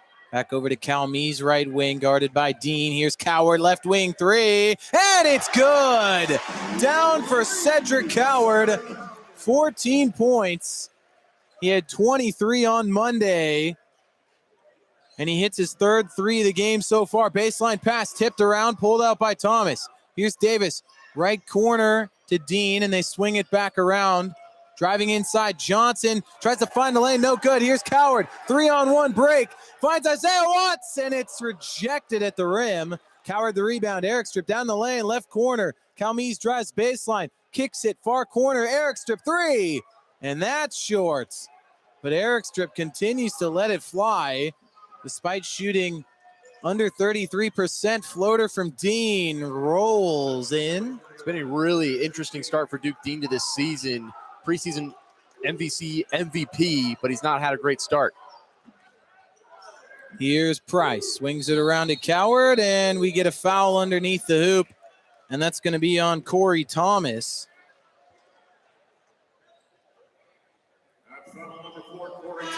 It's his second foul on Thomas. A couple of substitutions. Wilson checks in here for Washington State. Watts takes a seat on the bench. Jaquan Johnson is out. Almer Atlason in for the Braves. Free throw for Eric Strip. Too strong off the back of the rim, no good. Front end of a 1-and-1, so he doesn't get another one. Montgomery the other way. Finds Christian Davis, picked up one-on-one with Price. Kicks it to the far corner. Here's Atlason, right wing. Off the left side, but rebound by Christian Davis. Stays with the Braves. He drives inside, floats one over to Montgomery, top of the key, Hannah. Here's Davis off an Atlason screen, back to Atlason. Hannah drives inside, stripped out. Oh, man! Cedric Coward went flying through the air, lost control, landed on his back, and he got right up, which is good to see, but he's going to need to check out, I believe.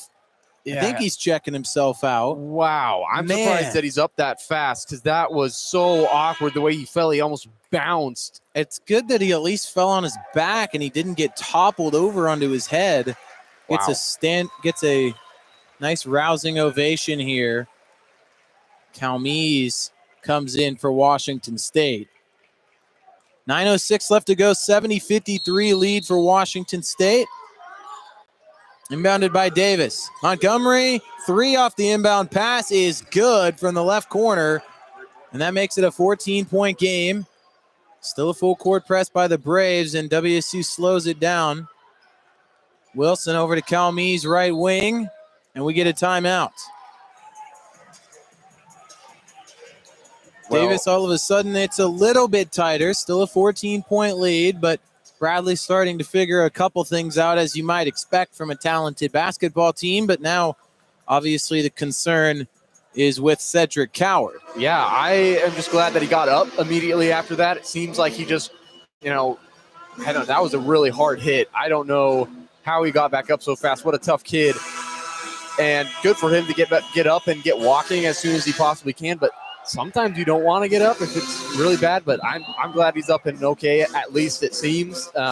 You wish the best for him, obviously. And for Bradley, looking to come back in this game, just down 14, especially in this day and age with the three-point shot, as prevalent as it is, they can come back pretty quickly. So Washington State in no way has this in the bag at this point, with still almost 9 minutes to go in this game. Bradley's still right there in it, but Washington State has done a really good job only limiting them to 56 points so far, almost 3/4 through this game. Calmes will inbound it from the sideline. Gets it into Lawan Watts, doubled, and back out to Calmes. He slows it down from the Friel court writing. Top of the key. He directs traffic. Man defense here for Bradley. And they switch into a 2-3 zone.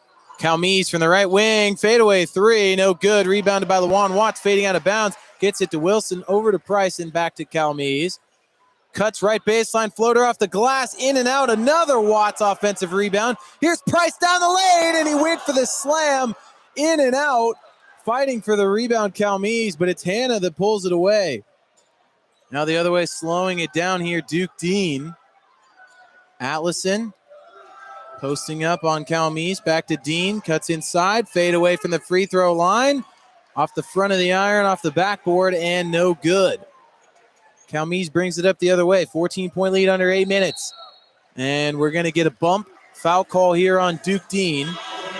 Yeah, Lawan Watts has been the unsung hero of this game. He's got 11 rebounds, only 7 points, but he's kept a lot of possessions alive. He's ended a lot of possessions for Bradley. Been really impressed with everybody on the floor, but Lawan Watts doing a lot of the dirty work tonight. Duke Dean picks up his 4th foul, and that's now 3 starters in this game for Bradley that have 4 fouls, including Dean, Hannah, and Atlason. We head to the break. 7:56 left to go here from Beasley Coliseum. Cougs up by 14, 70-56 on the Bradley Braves on KUGR.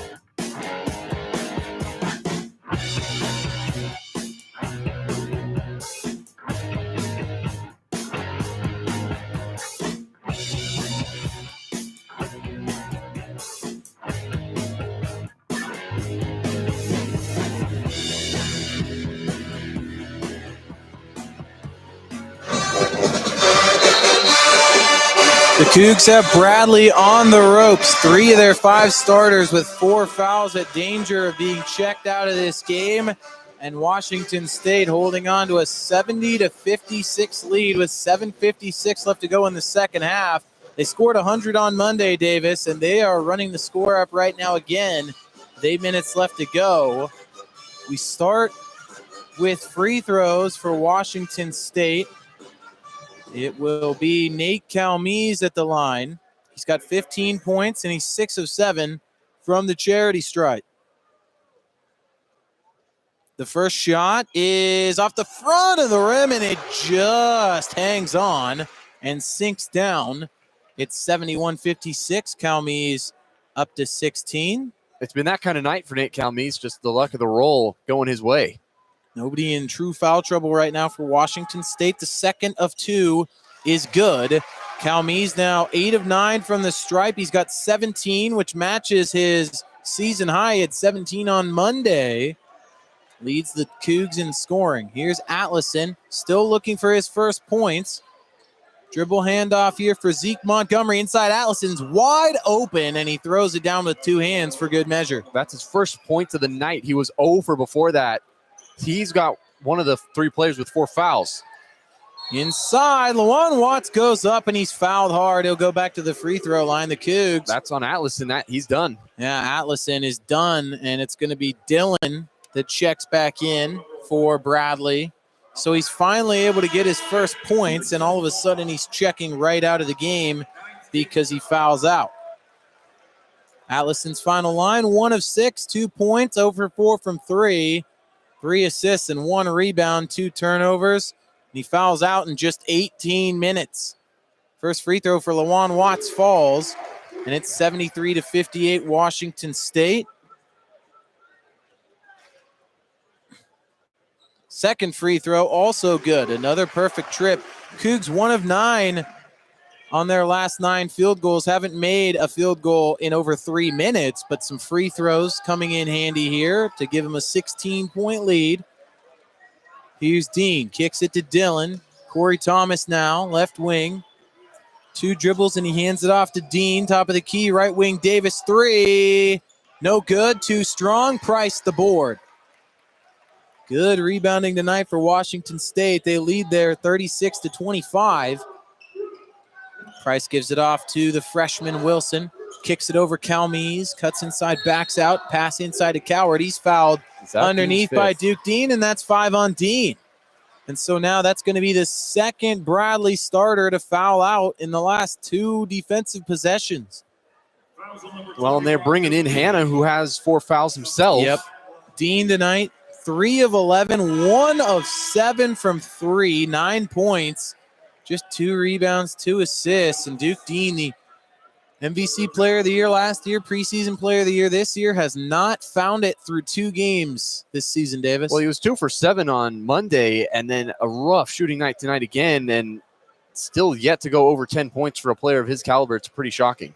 Cedric Coward to the line. 10 fouls now on Bradley. It'll be 2 free throws, and the first one is good. Coward with 15 now. 4 of 5 from the free throw line. The Cougs up to 80% now tonight from the stripe. A good mark. Coward goes 2 for 2. Cougs hitting their free throws right now. The best way to put a team away. Inbounded to Jaquan Johnson. The Cougs up by 18. With under 7 minutes left to go. Johnson working on Wilson. Hannah screens. It's a true freshman on true freshman matchup with Johnson and Wilson. Kicks it to Hannah, left wing, handoff Montgomery. Back to Johnson. And he puts Wilson on the floor, and then Wilson fouls. It's a little bit a year ago. I mean, they didn't play in the same area, but if you're talking about maybe if they were playing at some kind of all-star festivities, you could have seen these two facing off in the high school ranks. Wilson's been really aggressive on hand checks tonight, and that time Johnson, he's really quick off the ball, and he got him in a blender, and he ended up falling down and just had to reach for him and fouled him. Johnson, 2 points tonight, both from the free throw line. He's 0 of 3 from the field, but 2 of 2 from the stripe. The first free throw is no good, and then tipped out of the hands of Price by Hannah, so it'll be Cougar basketball up 76-58 with 6:35 in the second half. And a lot of key contributors from on Monday struggling right now for Bradley. 2 fouled out, obviously. Johnson, who had 15 with just 2 points. Here's Coward, drives right side. Now back to the basket on Davis. Kicks it back out Watts. Price from the top of the key. Handoff Coward, back to Calmes left wing. Swings it here to Coward. Trying to put Hannah in a blender inside the paint. Forces it up, and he draws a foul. Trying to get some revenge on Hannah, who's posterized him a couple of times, and he gets himself to the free throw line. No field goals in the last 4 minutes, but the Cougs continue to get back to the line. Yeah, I think I don't know for sure, but I think they called that. It depends on if they called the foul on Dylan or if they called it on Hannah. If they called it on Hannah, he's out. If they called it on Dylan, then he would stay in the game. 26 free throws so far tonight for Washington State, just 11 for Bradley. Davis on Monday, the Cougars shot 32 free throws. Yeah, they this called is it. a team that likes to be aggressive, but yeah, as you said, calling that foul on Hannah. So that's now 3 of 5 starters tonight for Bradley that have fouled out, and both of their first team all MVC players have fouled out. First free throw for Coward is good. 77-58 lead. That's got to be demoralizing, Davis, seeing 2 of your best players foul out here as you're trying to mount a comeback with 6 minutes left. Especially when you only have 58 points and those are your best players. It's a massive uphill climb on the hills of the Palouse. 2 for 2 at the line for Coward. The Cougs now shooting 82% on 28 free throws tonight. Wilson picks up Johnson. Shovel pass here to Dillon. Picked up by Calmes. Cuts inside. Forces it up. It's no good. Rebounded there by Thomas, who puts it back up. 78-60 lead. 5:50 left second half. Cougs trying to put the final nail in the coffin, but still shooting just 33% from beyond the arc. Watts to Coward. Dumps it down to Price. Goes to work. The turnaround floater is good over Thomas with a right hand, and it's a 20-point lead for the Cougs again. 80-60 lead. Here's Johnson on the opposite corner. Working some dribble moves on Price. Kicks it to the far corner for Zeke Montgomery, who sinks it. 80-63 Cougar lead. Now Calmes the other way. Has a lane to the hoop. Finds Lawan Watts underneath. Up and in and one. Lawan Watts up by 19, but still time to flex. And another chance to retake a 20-point lead for Washington State with 5:07. Subs for the Cougs. Eric Strip in for Price. And Jonovic set to come in here for Bradley. He'll check in for Corey Thomas to match up with Eric Strip. Lawan Watts, shades of Isaac Jones last year, who was fantastic at drawing the extra contact. Goes to the charity stripe again. He's been fantastic tonight. Watts with 12 points tonight and 11 rebounds, 4 assists, and 2 steals. It's been that kind of night for Lawan Watts. Jaquan Johnson finds a cutting Zeke Montgomery to the hoop. He throws it up, but he's fouled. He'll go to the free throw line. Got to stretch it out afterwards. Yeah, he was grabbing at his legs on the previous play, and then he's doing it again on the other side of the court. Bradley just not having a good night. Things really aren't going their way. The 3 best players fouling out, and then Montgomery also, laboring here. Lawan Watts on Monday, 28 minutes, 4 of 8 shooting, 11 points, 4 rebounds, and he fouled out. His first free throw for Montgomery is good. Tonight, in 31 minutes, 12 points on 3 of 7, but he's 6 of 6 from the free throw line. He's got 11 rebounds, 4 offensive, 4 assists, 2 steals. Safe to say he's certainly made some improvements, especially in his physicality. Next free throw is off the front of the rim, no good. Tipped back out and grabbed by Montgomery. Back inside from the left elbow. Floater no good. Again to Montgomery. And again, Bradley restarts their possession. Here's Jonovic. Gives it up to Montgomery, who's gotten the majority of the work with most of their starters fouled out. Jaquan Johnson trying to work inside. A desperate last chance. Throws it out towards Davis, who tries to make a leaping save, and he throws it out of bounds. It'll be Washington State ball with 4:31. We're going to get a sub here for Bradley. It's going to be a fresh face, Timothy Vandernap, the 6'8", 195-pound freshman from Veneto, Italy. Played for Italy in the FIBA U18 Europe Championships in 2023, part of the U20 Developmental League earlier this year, where he averaged 12 points a game. So he gets his first look of the night. Calmes brings it up for the Cougs. Up by 19. Eric Strip back to Calmes off an Eric Strip screen. And Eric Strip floats it up there. Foul goes to the line for 2. With 4:17, a chance for Eric Strip to add to his 14-point night. Yeah, Eric Strip's been decent tonight. He's not had a high percentage from the floor, but Certainly he's got a lot of points to show for. He's got 14, but most of them coming from the three-point line where he's only 3 of 8. 7 rebounds to go along with it. First free throw is good. Makes him 4 of 6. And the Cougs in crunch time, Davis, a good sign for in the future in tight games. A very effective free throw shooting team as Eric Strip goes 2 for 2. And the Cougs are up to 84% from the free throw line. So that's one large area of improvement, up by 6% from Monday. Very nice team clip. Here's Dillon, handoff to Johnson for Bradley. Gets it inside, Davis working in, kicks it out to Vandernap. Back out to Johnson. Picked up by Isaiah Watts. Screen from Jonovic. Johnson dumped down to Jonovic. Layup with the right hand is up and good. And the 7'1" Serbian with his first points on his first shot tonight. Calme's working around the half-court line, has it tipped out of bounds by Johnson. Even he thought it was off of him. He was going back to play some defense, and the ref gave it to Washington State. Lucky break there. It's been that kind of night for Washington State. A lot of things going right, a lot of positives tonight as opposed to Monday where there was a lot of questions being asked about what does this mean and, giving up 92 to Portland State, but 66 to Bradley so far against, at least a statistically preseason higher rated team than Portland State was. Absolutely. And right now, Davis up 85 to 66. And this is considering that Washington State, you look at them on Monday, obviously they were more efficient against Portland State. They shot 52.6%, 46.9% from beyond the arc. Obviously, those numbers at 45% and 33% from beyond the arc are lower today. But the free throw percentage is up by 6%, obviously, on 31 free throw attempts, just one shy of Monday. Also, they've done a nice job so far tonight. For Washington State, just 8 turnovers.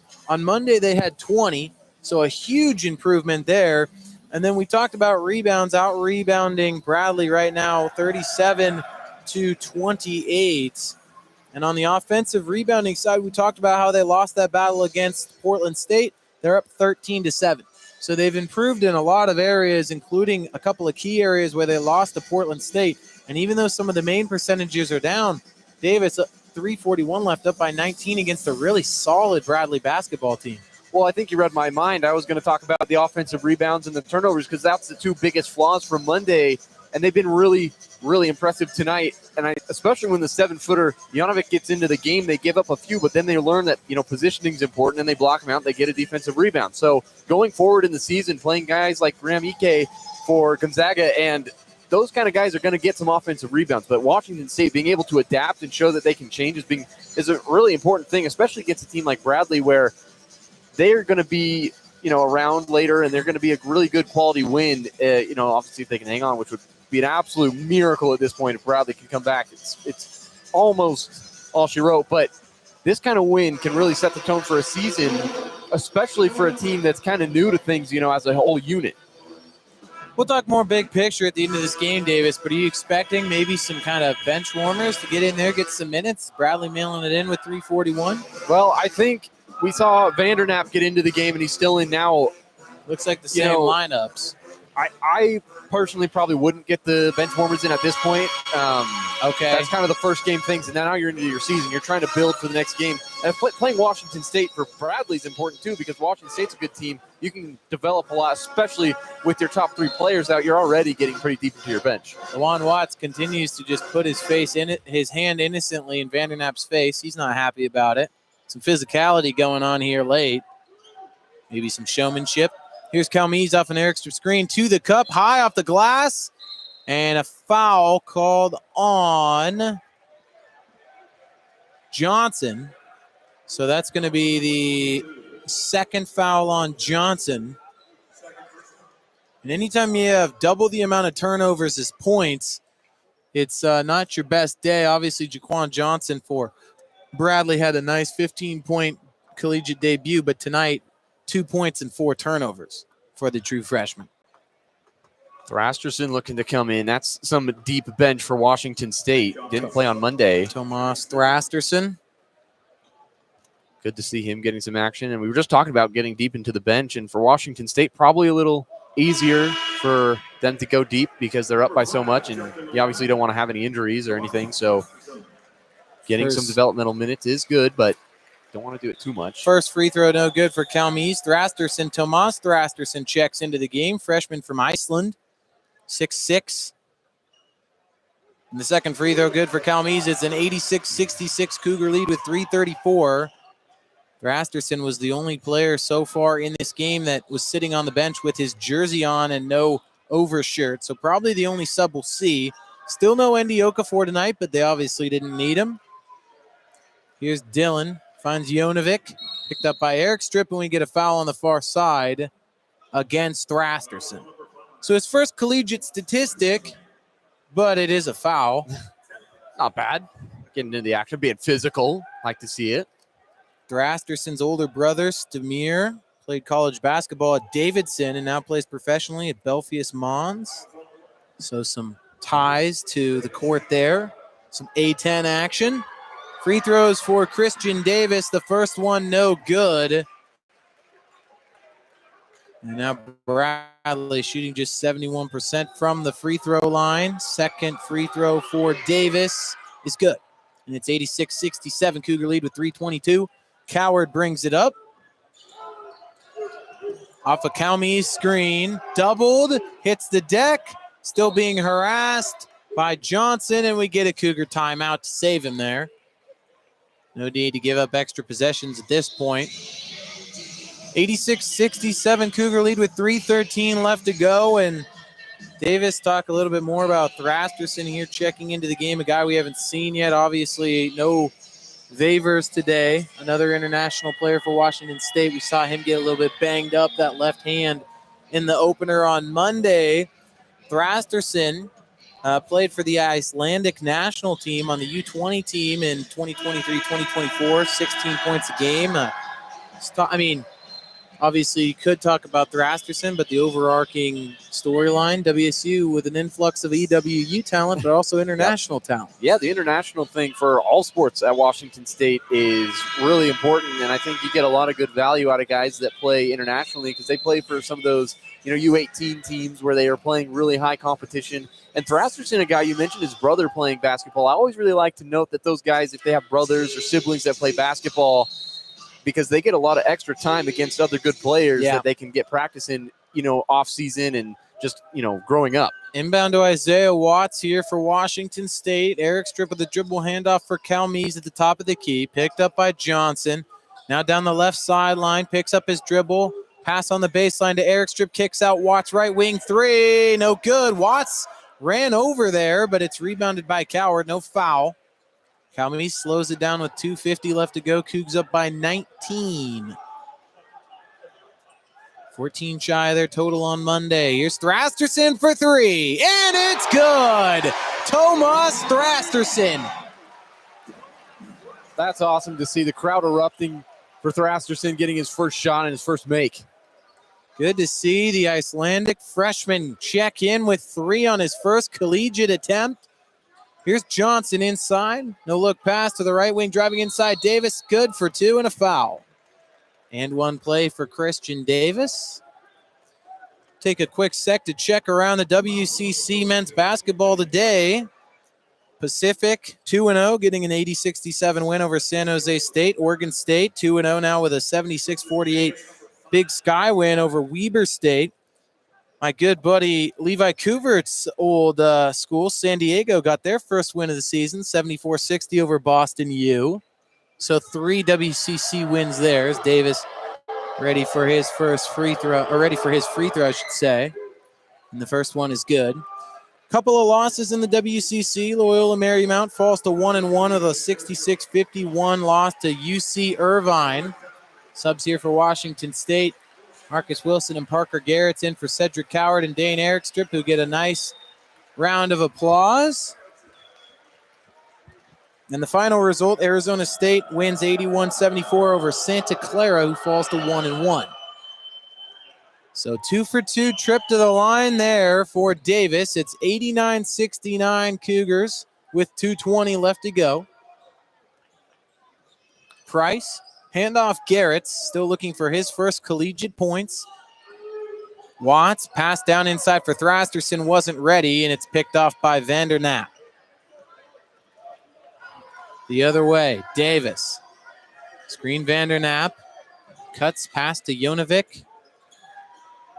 Holds it high. Brings it through and kicks it to the left corner to a driving Johnson back out. Jump pass here to Dillon for 3. Good. He's been Connor Dillon. shooting it really well. 4 for 4 from 3 tonight with 12 points. I think Monday the announcers were really all over him, but he's shown a lot of potential tonight. The back injury is starting to slowly dissipate for him. Price directing Thrasterson a little bit. Here's Isaiah Watts, back to Price, deep 3. No good, short off the rim. Rebound by Dillon. He goes long, pass to Davis. Inside here, Jonovic, one-on-one with Price. Thrasterson helps. And good shot contest initially by Price, but Jonovic draws the foul. He'll go to the line for 2. Cougs up 89-72 with 1:13.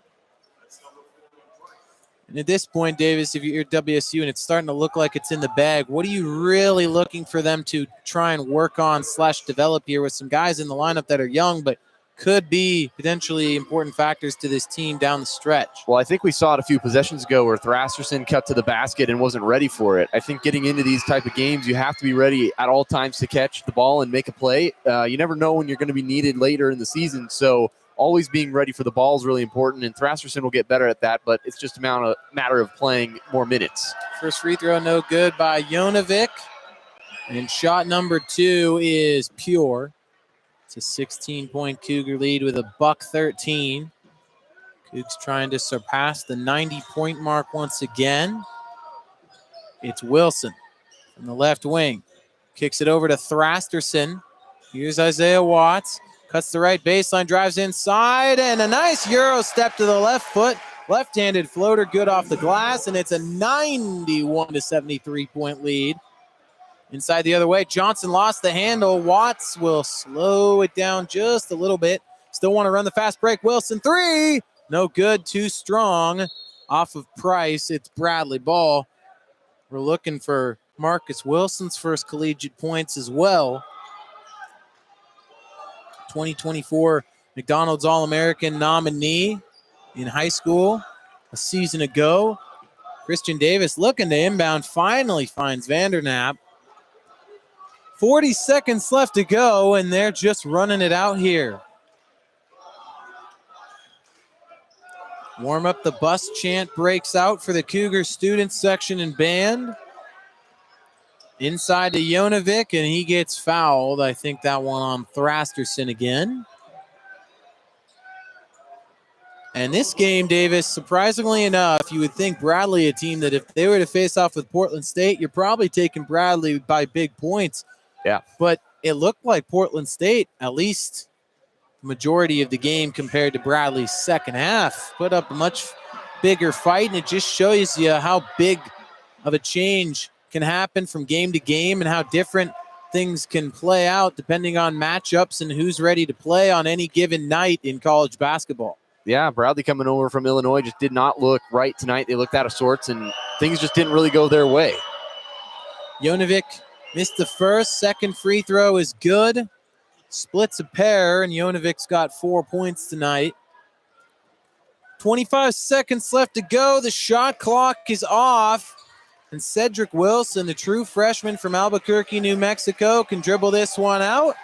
Standing ovation coming here from the Cougar fans. And if you didn't know what to expect from this David Riley-led team, well, they got a win on Monday. And if you didn't have any confidence from that win, they come in tonight as underdogs against the Bradley team that's predicted to win their conference. Predicted to be a 12 seed early on this season in the tournament, and they beat them handedly, 91-74. Davis, rapid reactions from this game. Really impressive game from Washington State against a Bradley team that comes in. A lot of people looking into this as a neutral party, probably thinking Bradley's going to give Washington State a great run, maybe even come out on top. And Washington State just going in, no fear at all. There was never a doubt that they were the better team tonight, at least in their eyes. There was some times where the score started out pretty slow, but they've had 2 slow starts, but really strong finishes. Monday they gave up 92, and tonight only giving up 74. So a really great response. And the week of practice obviously they worked on some things and got it corrected, and then Bradley just did not have the kind of night they expected. A really good team, and I think they're going to do a lot of good things this season, and it's just an off night for them, but a on night for Washington State, and that's the kind of thing you need. If your other team's having an off night, you have to have an on night, otherwise it's a wash, and then it's just from there, nobody knows what's going to happen. We talked about some of the improvements WSU has made. Still no ND Okafor, potentially a guy that could be inserted into this lineup and help out a bit. Vaver is obviously not healthy. So the Cougs maybe not at full strength, but they certainly look like they were tonight. A much better defensive showing, obviously. What is it, Davis, that you kind of saw were the biggest improvements for Washington State to be able to pull out a handed win like this against a very good Bradley team in which, we'll talk about big picture in a second, but obviously a nice win for WSU. Individually, from a player standpoint, who did you kind of see improve the most from game 1 to game 2, and what were the biggest kind of standouts for you from a team standpoint from game 1 to game 2, I guess? Well, the individual player would probably be Nate Calmes, just because he came in on Monday and probably felt a little weird being in this situation. He was the only guy that wasn't an Eastern Washington starter, coming into Washington State from the other team, and he comes in from Washington and he maybe feels out of place. And Monday night wasn't the best performance from anybody on the team.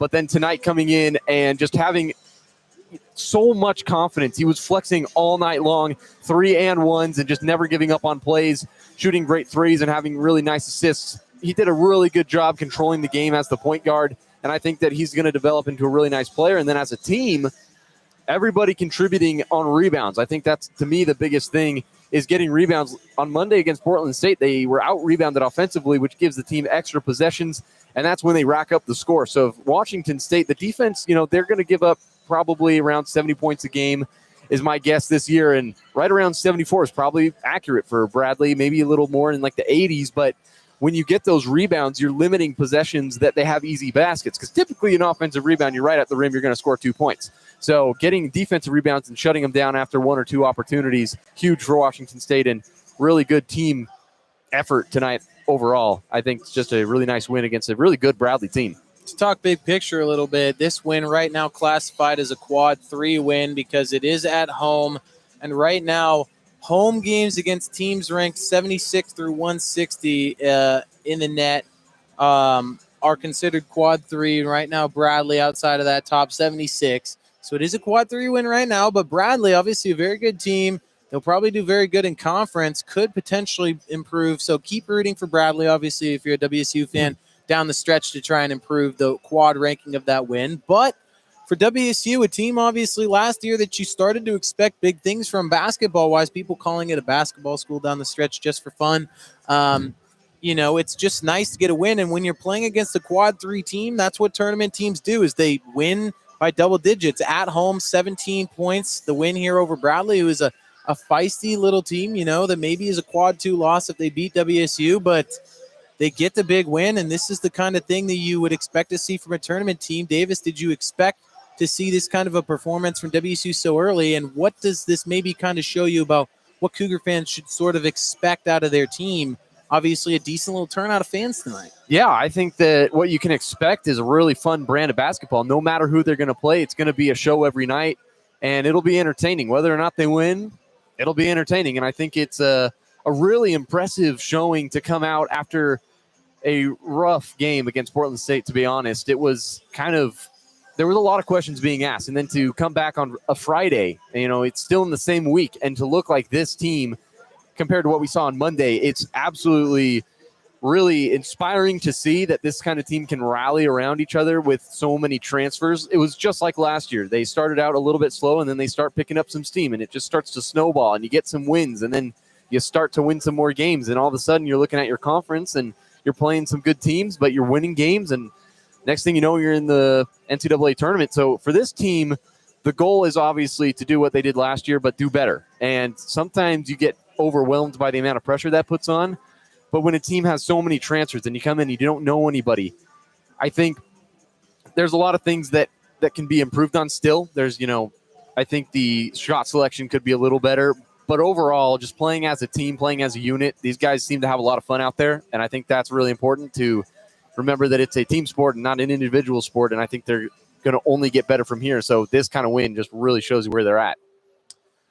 Absolutely good stuff. You love to see it. Some final stat lines here for Washington State. Cedric Coward and Nate Calmese lead the way, both with 18 points. Coward 4 of 6, 7 of 8 from the free throw line, 7 rebounds, 3 assists.